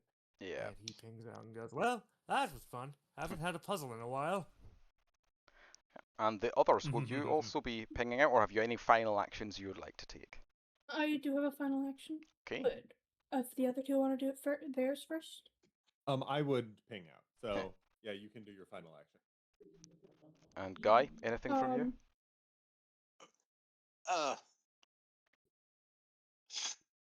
Just look around. Are we done? Everyone's turn badge to is pinging, yeah. So. Turn to Rala. Are you happy? She after like once again entering the room and sort of squinting her eyes to not get blinded, she looks at the device in the alcove and she says, "I wasn't sure what to expect, but for all the trouble you had to go through, I'm sure this thing must be very valuable to have been hidden away like this. So yeah, you have all done everything I could have asked for. Thank you very much." And she does sort of glance across at Shelby a little bit when she's saying the words, "You've done all that she could have asked for," but she doesn't comment on the hammer time. Question: before Wraith pings out, can he like he does the thing and he wants to go to the archaeologist and say, "Hey, just so you know, this is like a really powerful like astrolabe sort of Yeah. thing. Yeah, It you can. may be accurate, it may not, you know, Yeah. just so they know what it is and Well, like yeah, how it like they'll works." thank you for explaining that. Yeah, and then he pings out Yeah. just because it's nice. I'll It's just the right thing to do. one thing to ask, but not maybe Rala herself, but one of the others. Do you have, by any chance, a bag of nails? Yep. The archaeologist you're speaking to just nods and says, "Sure, of course. Yeah, let me look around here somewhere." And after a bit of hunting, because they normally carry tools for destroying things so that they can break their way into traps. But yeah, he does eventually find some nails to give you. Is is the teenager still here, or has she gone? Yep, Shelby's Yeah, still she's around. still here. She's still here. I'm assuming the mirror is still existent. I don't know if that's broken. Is the mirror still existent? Yes, the mirror is still here, yes. Yeah, she's probably in front of the mirror. I'll tap you on the shoulder and hand you the bag. Try these in future. What is Bag that of supposed to nails for mean? your hammer. I feel offended. I'm being mocked. I helped. But you gave me a headache. I didn't mean to. That I can believe, at least. Okay. Shall we go? Yeah, I'll go in a second. So yeah, would you like to ping out Thaddeus or wait around? I'll wait. So Shelby hinting that she wants to wait, ping out last, is left with Thaddeus also waiting around to ping out last. I want to pick out last.